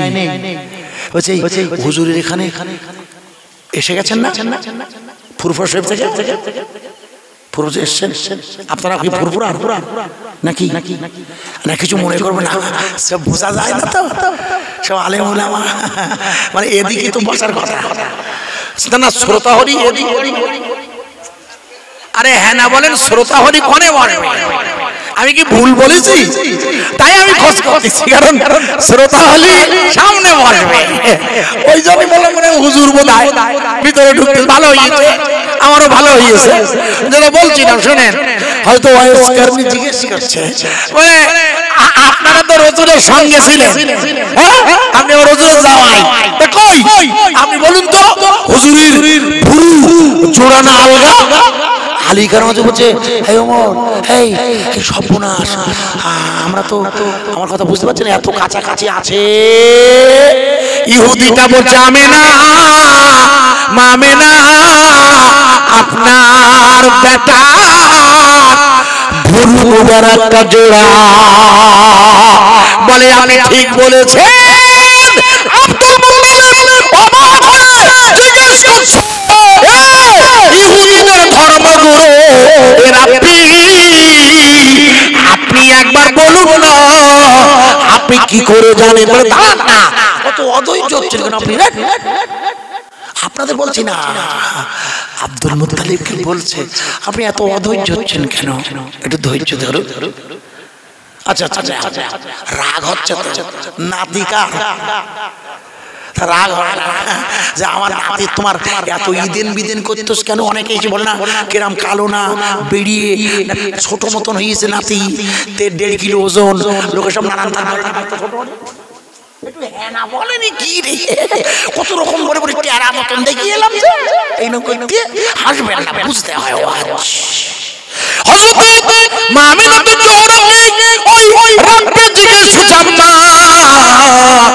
আপনার কোলে যে ছেলে আছে একবার ভালো করে ওই সাদা তোয়ালিটা সরিয়ে দেখুন, ওনার চুলগুলো হলো কোকচানো। মা আয়েশা বলেছিল, মা আয়েশা বলেছিল চুলগুলো তার কোকচানো, আকাশের চাঁদ যেন ঝলসাত, মায়া মেনার নয়ন তারা, মায়া মেনার নয়ন তারা, তাজেদারে মদিনা। আমার নবী আছে সুদূর মদিনা, মদিনা, মদিনা, আমরা সবাই তারি দিওয়ানা। একই সাথে আছি বসে জামপুরীর পূর্ব পাড়া। মায়া মেনা মায়া মেনা চেয়ে দেখো ছোট্ট সোনার চুলগুলো সব কোচানো নূরের জ্যোতির তাজ। মায়া মেনার নাম তারা রাসূলুল্লাহ। একটু জোরে বলা যাবে না সুবহানাল্লাহ? আল্লাহর নবীর মা আমিনাতুল জোহরা ওই জান্নাতের সাদা তোয়ালিটা সরিয়ে দিয়ে দেখে আল্লাহর নবীর চুলগুলো ছিল কোচানো। জোরে আরো জোরে। আপনারা কেউ রাসূলের চুল দেখেছেন? কেউ কেউ দেখেন? সুযোগ হয়নি। আমি দুটো ঠিকানা বলে দেই, দুটো ঠিকানা বসে লিখে নেন। কেন? যেহেতু আপনার তো আল্লাহর মধ্যে আগের চেয়ে ভালো রেখেছে। জামপুরের মানুষের কি আগের মতো অভাব? পশ্চিমবঙ্গের ভারতবর্ষের মুসলমানরা আগের চেয়ে ভালো নেই? আরে আল্লাহ কি কথা, আগে জবের আটা ভুট্টো আটা মাছ দিয়ে আটা খেয়েছে, রাগ করবেন না। এখন খায়, এখন বাগদা ছেলেরা ভাত খায় না। ও কি কথা? আল্লাহ শুকরিয়া আদায় করতে হয়, ভুল বুঝবেন না। আমি যেটা বলছিলাম তাই দুটো জায়গার ঠিকানা বলছি। একটা হচ্ছে জায়গাটা, একটা হচ্ছে অন্ধ্রপ্রদেশ তথা তেলেঙ্গানার রাজধানী হচ্ছে হায়দ্রাবাদ। আমি নিজে প্লেনে গেছি অনেকবার। জায়গাটার নাম চারমিনার মক্কা মসজিদ। ওখানে যদি আল্লাহ নিয়ে যায় নিজে চোখে দেখে আসবেন। ওখানে তৎকালীন ওই হায়দ্রাবাদের রাজা নিজাম ওনাকে সৌদি আরব গভর্নমেন্ট রাসূলুল্লাহর একটি চুল দিয়েছিলেন, কোঁচানো চুল। সেই চুলটা হায়দ্রাবাদের মসজিদে একটা জায়গায় সুরক্ষিত করে রাখা আছে। আর একটা লাঠি দিয়েছিলেন রাসূলের। আল্লাহ যদি নিয়ে যায় এই জায়গাটা তুই নাও যেতে পারে। আমাদের এখান থেকে গাড়ি যায়, দেখেন জায়গাটার নাম হচ্ছে কাশ্মীর। ওই যে ট্যুরের গাড়ি, যে টুরিস্ট, আরে টুরিস্টের গাড়ি আজমিরে যায় না? আপনি এখানে যায় না? মাঝে মাঝে যায় দেখবেন। তা মেয়েদের যেন নিয়ে যাবেন, খবরদার। মেয়ে সিরি যেন আজমিরের ট্যুরি নিয়ে যাবেন না। কারণ যাদের নিয়ে যাবেন মেয়েরা, আপনার স্ত্রী হয়তো, তাতে সব বাইরের লোক, বেপর্দা লোক থাকবে না ভাই। খবরদার, যদি যেতে হয় বৌরি নিয়ে নিহাত তাহলে ট্রেনে যাবে, রিজার্ভেশন করি। কথা বোঝা যাচ্ছে না? ওই বাসে কিন্তু বাইরের পুরুষ মানুষ থাকে, অনেক জায়গায় নিয়ে যায়। তাই বলছি এইখানে দেখবেন কাশ্মীর ট্যুর দেয়। কাশ্মীরের একটা জায়গা যেখানে ভোটে জিতেছে। কাশ্মীর তো জিতে গেছে, যারা ছিল বিজেপি হেরে গেছে। তো কাশ্মীরে একটা মসজিদ আছে, নাম তার হযরত বাল মসজিদ। আর মায়েরা যেন ভুল বুঝবেন না, উর্দুতে বাল মানে হচ্ছে চুল, ভুল বুঝবেন না, বেয়াদবি নেবেন না। মসজিদের নাম কিন্তু কাশ্মীরে। মনে করে দেখুন, কিছুদিন আগে আপনাদের মনে নেই, ওখানে তখন বিজেপি রাজ্যপালের নেতৃত্বে 370 দ্বারা বাতিল হয়েছে। ওই সময় মনে করুন কে বা কারা হযরত বাল মসজিদে আগুন জ্বালিয়ে দিয়েছিল, মনে আছে আপনাদের?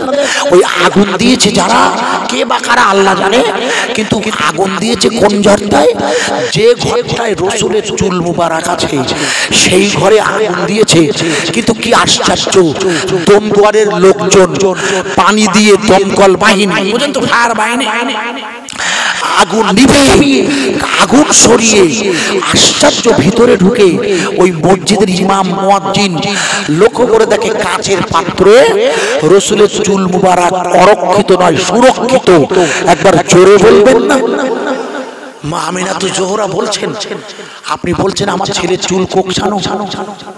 আব্দুল মুত্তালিব অবাক, বলে বৌমা এটাও কি ঠিক? বলছে জি আব্বা, এটাও ঠিক বলছে। বলছে দাদা জিজ্ঞেস বলছে আপনার নাতি ছেলেটার 3 নম্বর প্রশ্ন করছি, আপনার বৌমাকে জিজ্ঞেস করে দেখুন, না হলে আপনার বৌমা বলে দেবে আমি মিথ্যা কথা বলছি। আপনার বৌমাকে জিজ্ঞেস করে দেখো আপনার নাতি ছেলেকে আল্লাহ দুনিয়ার জমিনে খাতনা অবস্থায়, খাতনা মানে বোঝেন তো, জানে আমরা মুসলমানি বলি খাতনা, বেদের মধ্যে লেখা আছে ও অঙ্গ সেদানা নামা, বেদে লেখা আছে শেষ জমানার নবী যিনি হবে তার অঙ্গ সেদন হবে। অঙ্গ সেদন মানে গুপ্তাঙ্গ কাটা, তার মানে রসুলের কে হাজামাত করবে, বুঝতে পারেননি? হাজামাত বোঝেন তো? ছোটবেলায় আমাদের হয়েছে সুন্নাত, তো হাজামাত করার জন্য লোক লাগে না, গুপ্তাঙ্গ দেখে না, হাজাম ভুল বুঝবেন না। রসুলের গুপ্তাঙ্গ ধরবে কে? কার এত বড় স্পর্ধা? আমার ওয়াজ বুঝতে পারছেন কি? হ্যাঁ না বলুন। আল্লাহ পাক তাই তার রসুলকে হাজামাত করে, বুঝেছেন? বেদের মধ্যে লেখা আছে অঙ্গ সেদানা নামা, শেষ জমানার নবীর অঙ্গ সেদন হবে, গুপ্তাঙ্গ কাটা, এবং চতুর্থ ভাই নামা, তার চারজন ভাই হবে, বেদে লেখা আছে, আমি লম্বা করছি না। এই চারজন ভাইয়ের একজন নাম আবু বকর সিদ্দিক, দ্বিতীয় ব্যক্তি নাম ওমর ফারুক আজম, 3 নম্বর ওসমান গনি, আর 4 নম্বর আলী কাররামাল্লাহু ওয়াজহু। সেই রাসূল পাকের চেহারার বর্ণনা করছেন আব্দুল মুত্তালিব। বৌমাকে জিজ্ঞেস করছে, মা ও যা বলছে ঠিক, কেন তো আব্দুল মুত্তালিব এখনো দেখিনি, এখনো তো উনি কোলে নেননি, বোঝা যাচ্ছে না? উনি করে নিয়েছে, দাঁড়িয়ে রয়েছে দরজার কাছে, আপনি বলছেন কি শুনছেন? নেই, মা আমিনা তো জোহরা বলছে আমার বেটাটা আমি এবার আপনার কোলে দেবো, আপনি দেখতে চাইছেন? বলে না, আমি তো বারবার বলেছি আপনার বেটা কারোর কোলে দেওয়া লাগবে না, আপনি আপনার ছেলেটার পিছন দিকটা আমায় দেখান, আমি ওর পিছন দিকটা দেখতে এসেছি, আমি সামনের দিকটা দেখতে চাই না, আপনি আমাকে আপনার ছেলের পিছন দিকটা দেখান। কিতাবে লেখা আছে যখন ওনাকে মা আমিনা তো জোহরা ওই সাদা তোয়ালিটা সরিয়ে দিয়ে পিছন দিকটা দেখিয়েছিল, ওই রাব্বি চিৎকার করে উঠে বললে, আরে আরে আরে আমি তো এই ছেলেটিকে খুঁজছি, ওর পিছনে দেখো মোহরে নবুয়তের কবুতরের ডিমের মতো গোশের টুকরা, কবুতরে ডিম পেড়েছে, মাকড়সায় জাল, গারে সুরে আছে বসে দয়ার নবী লাল। আল্লাহর নবীর পিঠ মোবারকে এই গ্রীবা মোবারকে এক টুকরা গোশের টুকরা, ওকে বলা হয় মোহরে নবুয়ত। ওই ইহুদি রাব্বি চিৎকার করে বললে, আব্দুল মুত্তালিব আপনি নিঃসন্দেহে থাকুন, আমরা ইহুদিরা আপনার নাতি ছেলেকে খুঁজতে বেরিয়েছি, গোটা মক্কায় ইহুদিরা ঢুকে পড়েছে, আপনার নাতিকে খুন করবে, আমি হলাম সেই খুনির দলের একজন। কথা বোঝা যাচ্ছে? আমার ওয়াজ বোঝা যাচ্ছে? খুব ভালো করে বুঝতে হবে, আমি হলাম সেই গুপ্ত খুনিদের একজন। বলে তুমি খুনি? হ্যাঁ, আমরা এসেছি আপনার মুহাম্মদকে খুন করতে। বলে কেন? তোমার আমার নাতির উপরে তোমাদের এত রাগ কেন? বলে ও তুমি বুঝবে না, তবে আজকে সৌভাগ্য তোমার সাথে দেখতে এসেছি বলে তোমাকে সাবধান করিয়ে দিয়ে গেলাম, নজর রাখবে, ইতিহাস করে দেখবেন। আব্দুল মুত্তালিব যে কদিন হায়াতে ছিলেন সর্বক্ষণ গার্ড রাখতেন, জানতেন। কথা বোঝা যাচ্ছে? হ্যাঁ না বলবেন? কিন্তু আল্লাহ যেটা চায়, আল্লাহ কি চেয়েছে মনে করে দেখো, আল্লাহ চেয়েছে আল্লাহর নবী শৈশবে আরবের নিয়ম অনুযায়ী বাইরের মেয়ের দুধ খাবে, মায়ের দুধ নয়। রাসূল পাকের আরবের প্রথা ছিল জন্মের সময় ওইখানে সন্তানের দুধ নিজের মা পান করাতেন না, বুঝেছে কি? এই জন্য হুজুরের স্তন গালে দিয়েছেন যারা মেয়েরা, তার মধ্যে আবু লাহাবের দাসী একজন সুয়াইবা ছিল, হুজুরের আম্মা ছিলেন, হুজুরের ফুফা ছিলেন বলে রিওয়ায়াত আসছে। আর যে মা আপনাদের সবার জানা, যিনি এসেছেন রসুল পাককে নয় শিশু বাচ্চা নিতে, সৌভাগ্যক্রমে আল্লাহর নবীর মা আমিনাতুল জোহরা উনি ওনার নয়নের মণিকে বিছানায় শুইয়ে দিয়েছে দোলনায়। হযরতে মা হালিমা সাউদিয়া বাচ্চা খুঁজতে খুঁজতে একেবারে দেরিতে এসে আল্লাহর নবী আতুর ঘরে ঢুকে পড়েছে। মা সোজা ঢুকে যখন পড়েছে রসুল তখন ঘুমাচ্ছে। হযরতে হালিমা সাউদিয়া বর্ণনা করেছে, আমি মুহাম্মাদের ওই বুকে হাতে রাখলাম, অমনি উনি আমার দিকে চোখ খুলে মুস্কি হেসেছে। জোরে বলা যাবে না। নূরের নবী সোনার ছবি মতির মতো চমক দেয়। নূরের নবী সোনার ছবি মতির মতো চমক দেয়। মুস্কি হাসি হাসলে পরে চাঁদের আলো হার মানায়। আয় কে যাবি মদিনায়, আয় সবাই মিলি আছি বসে জামপুর পূর্ব পাড়ায়। মা আমিনাতুল জোহরা কাছে এসে হযরত হালিমা সাউদিয়া আল্লাহর নবীর বুকে হাত দিয়েছে। মা আমিনা বেরিয়ে এসে বলছে, আপনি কি দুধ খাওয়াবেন? বলে হ্যাঁ আমি দুধ খাওয়াই, আমি দুধ মা। বলছে শুনুন, আমার ছেলের না বাপ নেই, টাকা পয়সা দিতে পারবো না বেশি, দাদু যা দেবে বলে কিছুই লাগবে না, আপনার ছেলে খুব বরকতওয়ালা।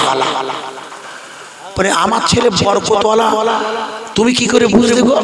বলে আমি আপনার ছেলের বুকে যে হাত দিয়েছি না, অমনি আমার দুধটা বেয়াদবি দেবে না। যে তারা সবাই মায়ের দুধ খেয়েছে, যে দুধের ঋণ কেউ শোধ করতে পারে না। ও যত বড় নেতা হন আর ধনী হন আর যতই কোটিপতি হন, মা হলো আপনার সবচেয়ে সেরা দোয়া। মায়েরা আব্বার দোয়া ছাড়া কোনো সন্তান বড় হতে পারে না, বিশ্বাস করুন, মাথায় রাখুন। হযরতে মা আমিনাতুল জোহরা বলছে আপনার বাচ্চা, বলে আমার পয়সা করে দিতে হবে না বেশি, আমি একে নিয়ে যাই। যে জায়গাটা বোঝানোর জন্য তাড়াতাড়ি কোলে করে নিয়ে মক্কা নগরে, মক্কা কাবা শরীফে ওনার স্বামী তাবু ফেলে আছে। ওনার স্বামী মানে ওনার সাথে এসছেন। ওনার একটা ছেলে আছে না, ছেলেটার নাম আব্দুল্লাহ। আরে বাবা, ছেলে না থাকলে দুধ হবে কি করে? ছেলে আছে, সেই ছেলেটা নিয়ে ওনার স্বামী তাবুতে অপেক্ষা করছে, বুঝতে পারছেন? সেই সময় মা আমিনাতুল জোহরা রসুলকে নিয়ে হালিমা সাউদিয়া মা আমিনার বাড়ি থেকে রসুলের কাছে গেছে করে করে। যেই পৌঁছেছে ওনার স্বামী বলছেন, আপনি একটা ছেলে নিয়েছেন? বলে হ্যাঁ। বলে খুব বরকতওয়ালা ছেলে হালিমা। বলছি কি করে আপনি বুঝলেন? আপনি তো ছেলেটা দেখেননি। বলে আপনি যেই ছেলেটার কাছে গেছেন আমি বুঝতে পেরেছি। বলে কি করে? বলে আমার উটের স্তন দেখুন, আগে তো দুধ ছিল না, দেখুন দেখুন দেখুন পূর্ণ। ওরা করলেন কি, ওখানে বসে দুধ দুয়ে উটের দুধ খেয়ে নিলেন। আগে স্বাস্থ্য সুন্দর হলো, শক্তি হলো শরীরে।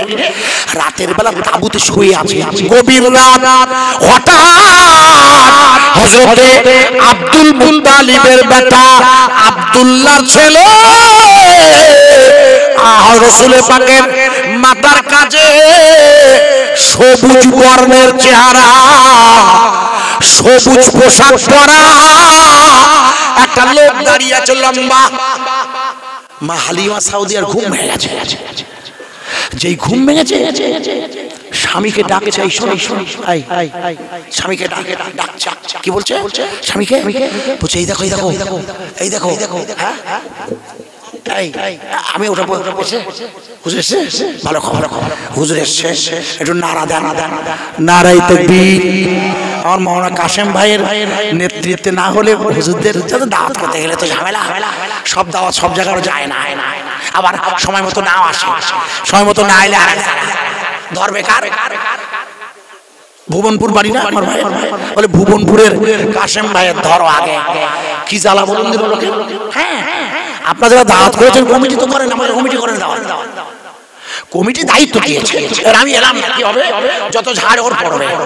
আল্লাহ শুকর আদায় করছি, কেন হুজুর এসে গেল, খুব টেনশন হয় বলো বাবা, কারণ যখন ফোন করছেন তখন রাজার হাত, আমি তখন উঠছি বলে আমি এসে যাবো, এসে গেছে একটু নাড়া দেন, নারে প্রিয় ভাই সব আপনারা যারা রাস্তায় আছেন থাকুন, আপনার রাস্তায় থাকুন, আপত্তি করছি না, তবে আপনারা আমার সাথে সহযোগিতা করবেন, একটু জোরে হুজুর আসছেন। আপনাদের এখানে এর আগে কোনোদিন এসছেন কোনো পীরজাদা হুজুর এসছেন? এই প্রথম বাহ খুব ভালো হয়েছে।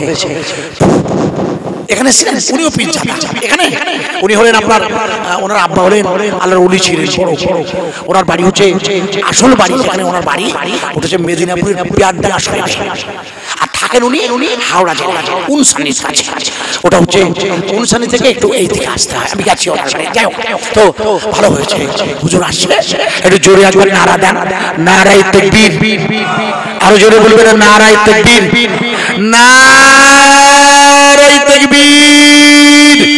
মহান ইসালে সওয়াব ফুরফুরা শরীফ আওলাদে মুজাদ্দিদে জামান, আওলাদে মুজাদ্দিদে জামান, নারায়ে তাকবীর। মহব্বতের সাথে আল্লাহুম্মা সাল্লি আলা সাইয়্যিদিনা ওয়া আলা আলি সাইয়্যিদিনা মাওলানা মুহাম্মদ সাল্লাল্লাহু আলাইহি ওয়াসাল্লাম, মুহাম্মদ সাল্লাল্লাহু বলবেন, যতই চুপি ততই মধুর লাগে, ওই নামেতে এত মধু কে জানি তো আগে। জোরে বলে সুবহানাল্লাহ। আরব দেশের খোরমা মিষ্টি, খোরমা মানে খেজুর, কোন সময় খাই না, সারা বছর খাওয়া ভাই, না না কেন হবে না, ওটা দুটো খেজুর খেলে রাতের বেলা আর খাওয়া লাগে না, এত প্রোটিন। এটা বলছি কেন, আপনার জন্য বলছি খাস, যাদের রাত জাগতে হয় খাস। নারায়ে তাকবীর। মেহমান এসে গেছে, আপনার খুশি না খুশি? এখনই বসবেন, 10টায় বসবেন, উনি সব বলা আছে। ভাইয়া খাবেন, রাতে খেলে যত কম খাবে তত তো আল্লাহর কাজ করতে পারবে। এই জন্য রাসূল পাক সাল্লাল্লাহু আলাইহি ওয়াসাল্লাম রাতে খেজুর খেতেন, একটা খেতেন। হুজুর একটু এতটুকু খাবার, আর আমরা তো চালাই হদ্দম, আমাদের দোষ না, সামনে আসলে হুঁশ থাকে না। সত্যি সত্যি। আরব দেশের খোরমা মিষ্টি, একটু পাস কথা। আরব দেশের খোরমা মিষ্টি, আরো মিষ্টি বেদানা, বেদানা মানে না, ওই জন্য ধরছি, বেদানা মানে হলো ডালিমের ফল, ভুল বলেন, ঠিক বলেছেন। এখানে বেদানা মানে হলো যে খেজুরের দানা নেই, যে খেজুরের দানা নেই, যে খেজুরের কারা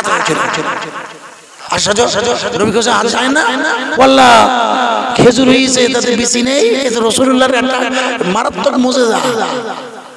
আরব দেশের খোরমা মিষ্টি, আরো মিষ্টি বেদানা, তার চেয়ে অধিক মিষ্টি আমার নবীর মুখখানা। নবী আছে মদিনায়, কবে যাব জানি না, সবাই মিলে পড়ব দরুদ, নবীর নামে নজরানা। আল্লাহুম্মা সাল্লি আলা সাইয়্যিদিনা ওয়া আলা আলি সাইয়্যিদিনা। ভাইরা আমার, হযরত মা হালিমা সাউদিয়া তার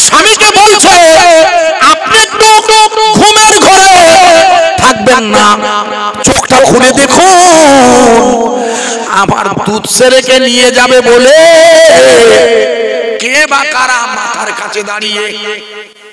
হযরতে হালিমা সাউদিয়ার স্বামী বলছেন চোখছে, হচ্ছে তুমি ভুল বলছো কেন, এ তো আল্লাহর ফেরেশতা, একটু জোরে বলবেন না। বলছে এ কে দাঁড়িয়ে আছে, বলুন বলুন বলুন, আল্লাহর ফেরেশতা। বলছে তুমি নিশ্চয় থাকো, এর দ্বারা তোমার ছেলের কোনো ক্ষতি হবে না, জোরে বলবেন না। কিন্তু মা তো মার মন, মা বললো আমি রাখবো না, এই রাতের বেলায় বলে মাথা খারাপ তোমার, মক্কা শরীফে আমার কিছু কাজ আছে মিটিয়ে নেবো কাল সকালে। আমার বাড়ি সেই তয়েফ, মক্কা থেকে আনুমানিক 100 কিলোমিটার দূর। নবী গেলেন তয়েফে, নবী গেলেন তয়েফে, পাথর মারে কাঁপতে এ রক্তের ধারায় পা দুখানি রাঙা হয়ে যায়। সেই তয়েফ আল্লাহর নবীর দুধমা হালিমা সাউদিয়া পরের দিন সকালবেলা ছেলে নিয়ে উটের পিঠে তয়েফের দিকে রওনা হয়েছে। আপনারা ছোটবেলা থেকে শুনেছেন মা হালিমা সাউদিয়ার দুর্বল উটটা আল্লাহ নবীর স্পর্শে এত দ্রুত ছুটছে, অন্য উটগুলোকে পিছনে ফেলে দিয়েছিল। মা হালিমা সাউদিয়া আর মক্কার সীমানার শেষ বরাবর হঠাৎ লক্ষ্য করে দেখে 40টা ঘোড়সওয়ার হযরতে হালিমা সাউদিয়াকে ঘিরে ধরেছে। 40টা ঘোড়ায় 40 জন, হাতে একটা করে তলোয়ার। ওই লোকগুলো মা হালিমাকে ঘিরে ধরে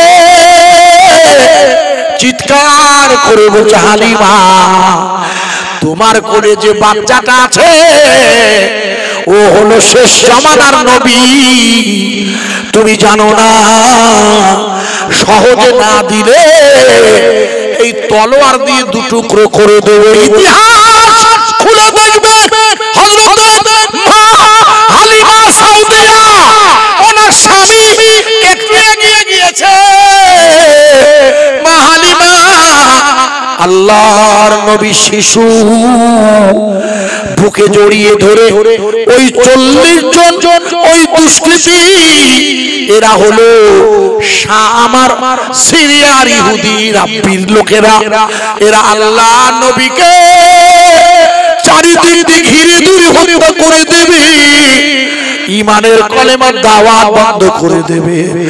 আমি যখন 8টায় ওয়াজে বসেছিলাম মনে করে দেখুন আমি আপনাদের কাছে দাওয়াত রাখছি লা ইলাহা ইল্লাল্লাহ।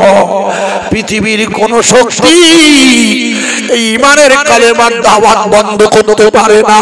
আমি আপনাদের দীর্ঘ 2 ঘন্টা ধরে আপনাদেরকে বোঝাচ্ছিলাম হযরত মা হালিমা সাউদিয়া বলছে ওই 40 জন ইহুদি আমাকে যখন চারিদিক দিয়ে ঘিরে ধরেছে আমি বুঝতে পারলাম আমার দুধ ছেলেকেরা আমার কাছ থেকে কেড়ে নিয়ে হত্যা করে দেবে। আমি হালিমা আমি নিরুপায় হয়ে আমার মুহাম্মাদের কানের কাছে গিয়ে বলছি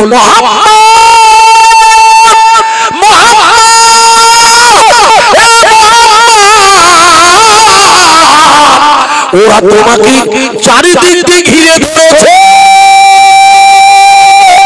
ইতিহাস খুলে দেখবি আল্লাহর নবীর মা দুধমা হালিমা যে মুহাম্মদ বলে রাসূলের কানের কাছে আওয়াজ দিয়েছে, শিশু নবী আকাশের দিকে তাকিয়েছে, আমাদের চাচা পীর আল্লামা কারামত আলী জৈনপুরী রহমাতুল্লাহ আলাইহি তার নূরে মুহাম্মাদি কিতাবে লিখেছে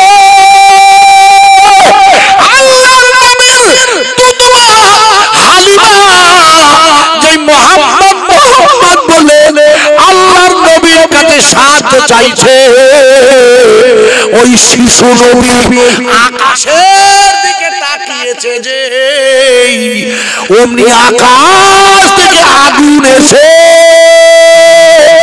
ওই 40 জনকে পুড়িয়ে সারকার করে দিয়েছে একবার জোরে বলা যাবে না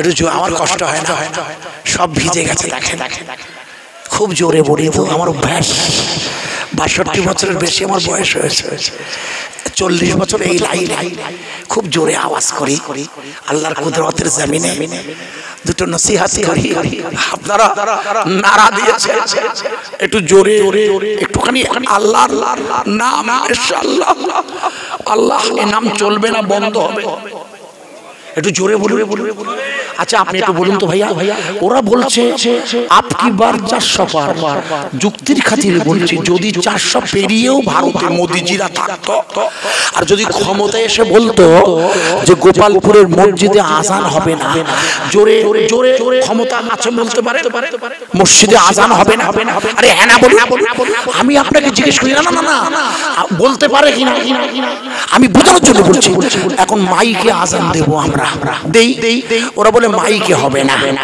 তা মুখে হবে না আরে জোরে বলে হযরত বেলাল রাদিয়াল্লাহু তাআলা আনহু মদিনার মসজিদে আজান দিয়েছিলেন মুখে না বুকে কি বল মাইকে না মুখে আর কি দিয়ে বুক দিয়ে বুক কেন মনে করে দেখুন হযরত উমাইয়া না বেলাল রাদিয়াল্লাহু আনহুর মালিকের নাম ছিল উমাইয়া উনি ওনাকে মক্কার মরুভূমিতে মাটিতে পা দিয়ে বুকে পা দিয়ে বললে এই বেলাল যদি তুমি আহাদুন মানে আহাদ মানে কুল হু আল্লাহু আহাদ আহাদ মানে এক কেন এক কাবায় তখন 360টা আল্লাহর প্রতি শক্তি কোকা তাই একের সাথে একাধিকের লড়াই আল্লাহ কজন এক এই এক লা ইলাহা ইল্লাল্লাহ এক বেলাল বললে এক ইহুদি বললে এই উমাইয়া আমি তোমার জবান কেটে নেব বলে তুমি আমার জবান কেটে আমার জবানের জিহ্বায় তুমি কাঁটা দিয়ে বেঁধে দিতে পারো কিন্তু আমার বাম স্থলের দুধের নিচে আমার কলব বলবে আল্লাহ তুমি আমার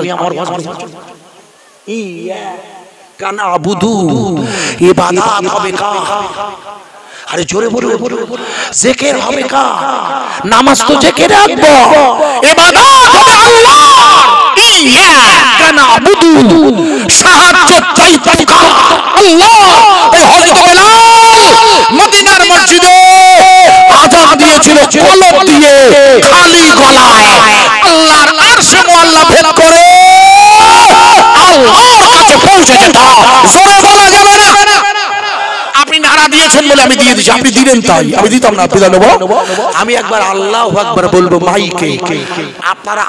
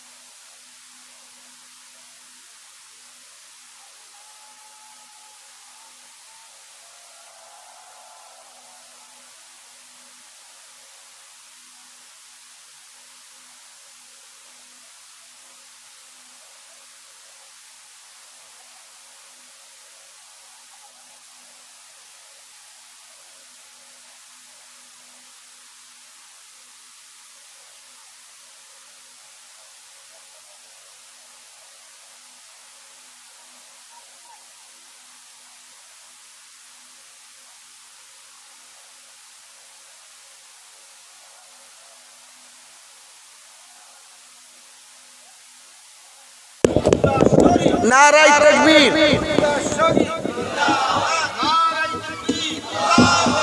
ফুরফুরা শরীফ, নারায়ে তাকবীর।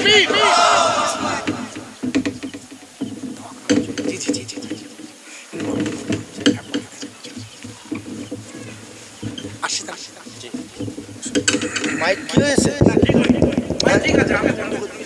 আচ্ছা ভাই এত সময় আন্তর্জাতিক খ্যাতি সম্পন্ন বক্তা জনাব আলহাজ মাওলানা মুফতি আজিজুর রহমান সাহেব দীর্ঘ সময় 2 ঘন্টা আলোচনা করেছেন। এবারে আমাদের কাছে আখিরি দোয়া যিনি আমাদের করবেন বাংলার মুজাদ্দিদুজ জামান আমিরে শরীয়ত দাদা হুজুর কেবলা রহমাতুল্লাহ আলাইহির আওলাদের আওলাদ আমাদের জনাব ভাইজান হুজুর কেবলা এসেছেন, উনি আলোচনা করবেন।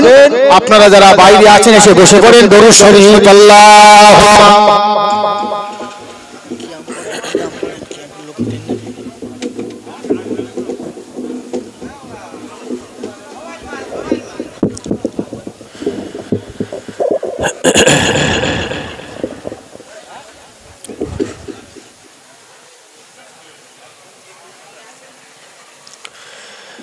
আসসালামু আলাইকুম ওয়া রাহমাতুল্লাহি ওয়া বারাকাতুহু। সকলে ভালো আছেন? একটু সামনের দিকে আগে আসলে সামনেটা মাঝখানে সব ফাঁকা হয়ে গেছে, মজলিসটা ফাঁকা ফাঁকা লাগছে, রাস্তায় বসে আছে। আসেন, রাস্তায় বসার কষ্ট করে দরকার কি, বসার ব্যবস্থা করা হয়েছে বেহেশতের বাগানে বসে সকলে সামনের দিকে আগে চলে আসে। মাইক ম্যান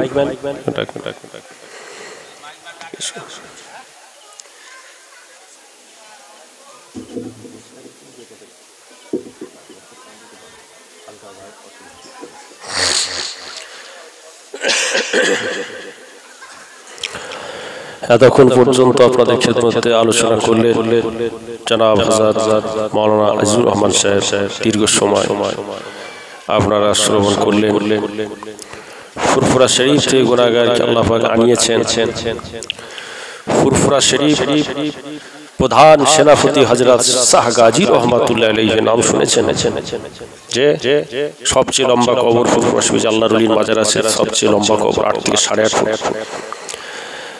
প্রধান সেনাপতি হযরত সৈয়দ শাহ গাজী রহমাতুল্লাহ আলাইহি সেই দরবারে যেখানকায় সরওয়ারিয়া, ওই দরবারে যে ওয়াজের মেম্বার আছে, মেম্বারের পাশে যেখানকায় সরওয়ারিয়া আছে, ওখান থেকে গুনাহগার এসেছে। ছোট হুজুর পীর কেবলা রহমাতুল্লাহ আলাইহির 17টা মেয়ের ভেতরে আমার আম্মাজান হচ্ছেন মেজো। হযরতে ছোট হুজুর পীর কেবলা রহমাতুল্লাহ আলাইহির টোটাল জামাতা হচ্ছেন 17 জন। 17 জনের ভিতরে যিনি প্রথম ছিলেন বড় আমার খালুজান, তিনি ইন্তেকাল হয়ে গেছে, খালাজানও ইন্তেকাল হয়ে গেছে।